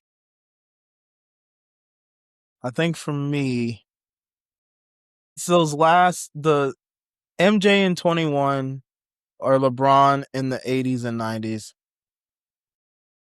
The mindset, I think, is what makes those irrelevant because LeBron is still going to play elite, probably best you've ever seen high IQ basketball. And Yeah. I think because of that, I think he quite easily, especially if you assuming that like he gets that dominant run that we watched him have from 2000 and what, that 10-year stretch of NBA finals appearances. If he still gets that, I think he very easily wins 6 or 7, if not more. Because who Really? physically is going to keep up? I think that's the thing. And I think for MJ playing now, I think you're going to just flip flop their results. At its, LeBron could go 6-0 with ease if you put him there, and MJ's going to go. I think MJ might go 5-5 because if you put him on, because you're not putting the 96 or the 92 Bulls in 2021, you're putting just Michael Jordan. So if you're putting just Michael Jordan on like a 2018 Sacramento Kings, he's not taking the Sacramento Kings to a dynasty. Because everyone else is still the same. You're still going to have to deal with Russell Westbrook. You're still going to have to deal with Kevin Durant. You're going to deal with Steph Curry. You're dealing with Klay Thompson. Oh my God, the Claw. Kawhi. You got Kawhi. You still got. Kobe was 2016, so you won't have Kobe. Like, you know what I'm saying? Like, you're dealing with Jokic. You're dealing with Joel Embiid. You're dealing with bigs who are not the big that Michael Jordan would be originally familiar with.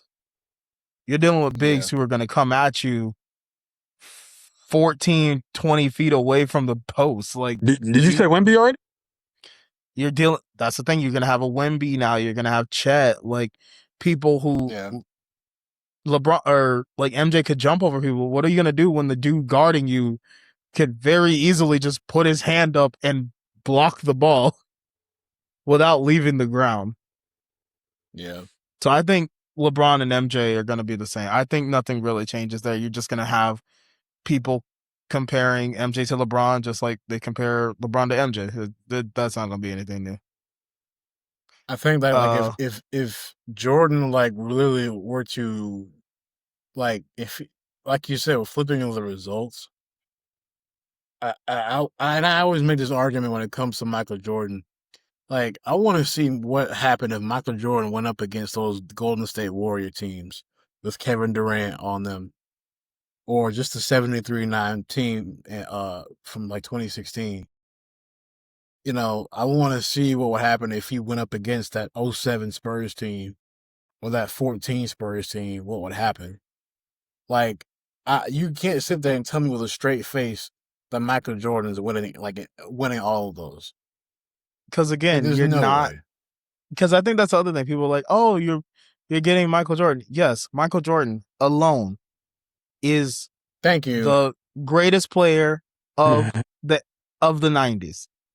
I'm not denying that by any stretch of the imagination, but you cannot say that he's going to dog walk today's NBA because he does not have Dennis Rodman and Scottie Pippen and what is it, Steve? Paxson, you don't Horace have. Grant. You're not bringing back. You're not bringing his team with him.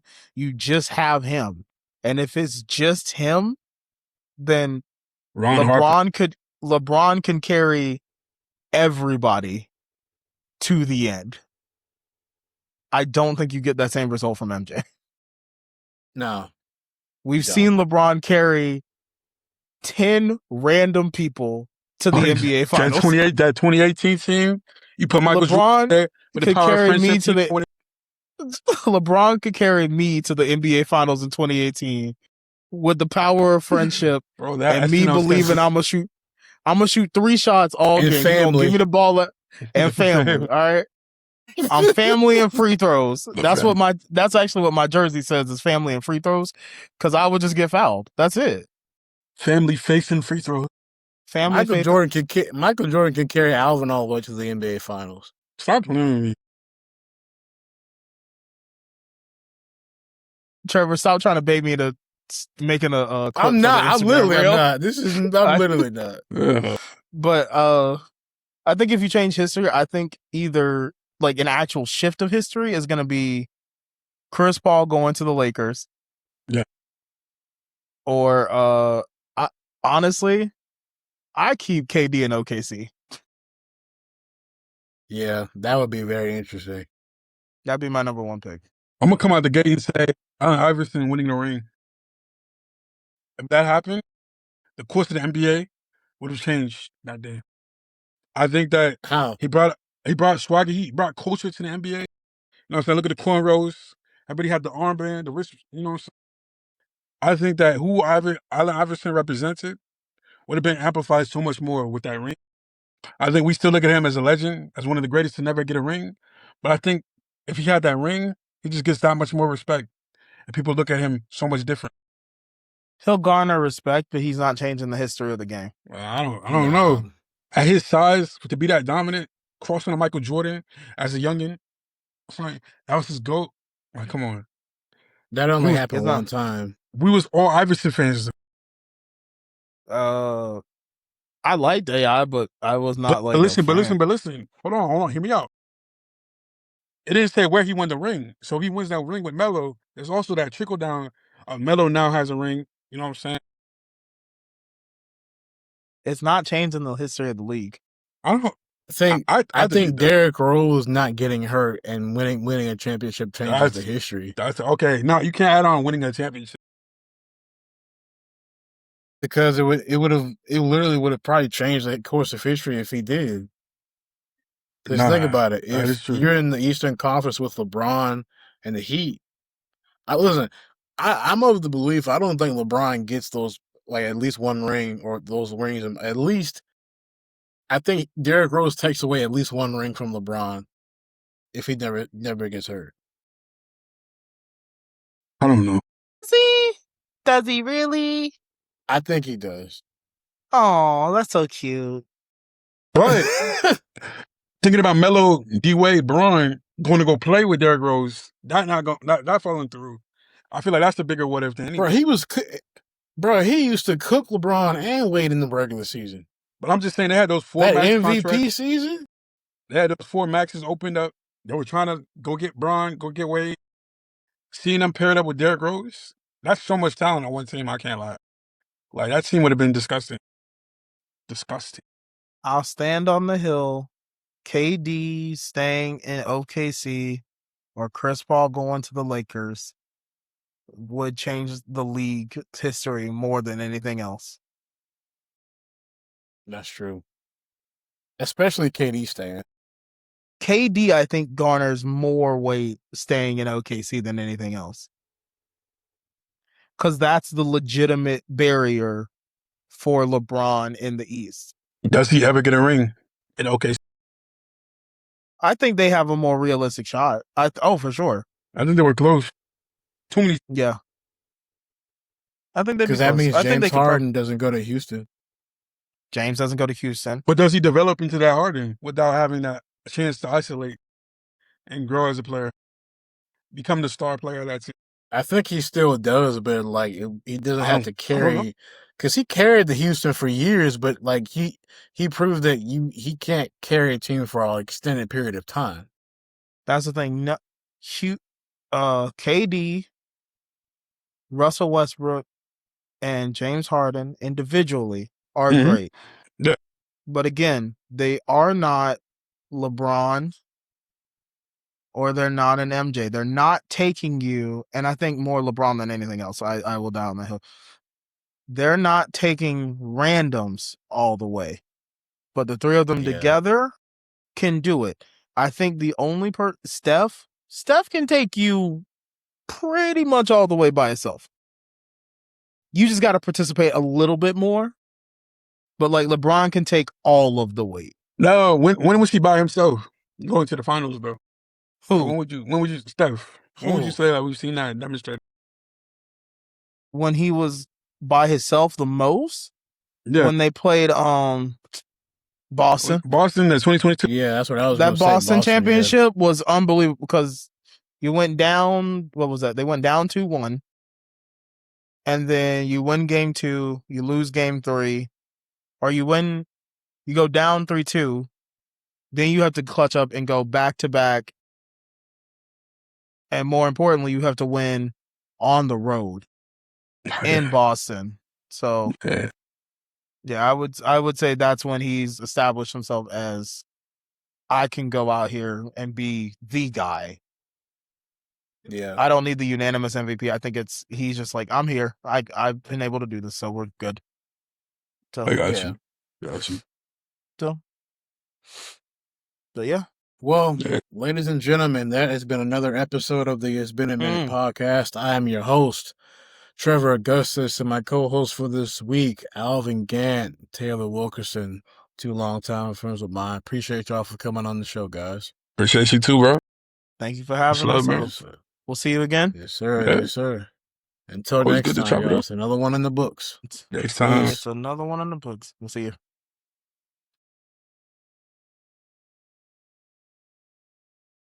All right, bro.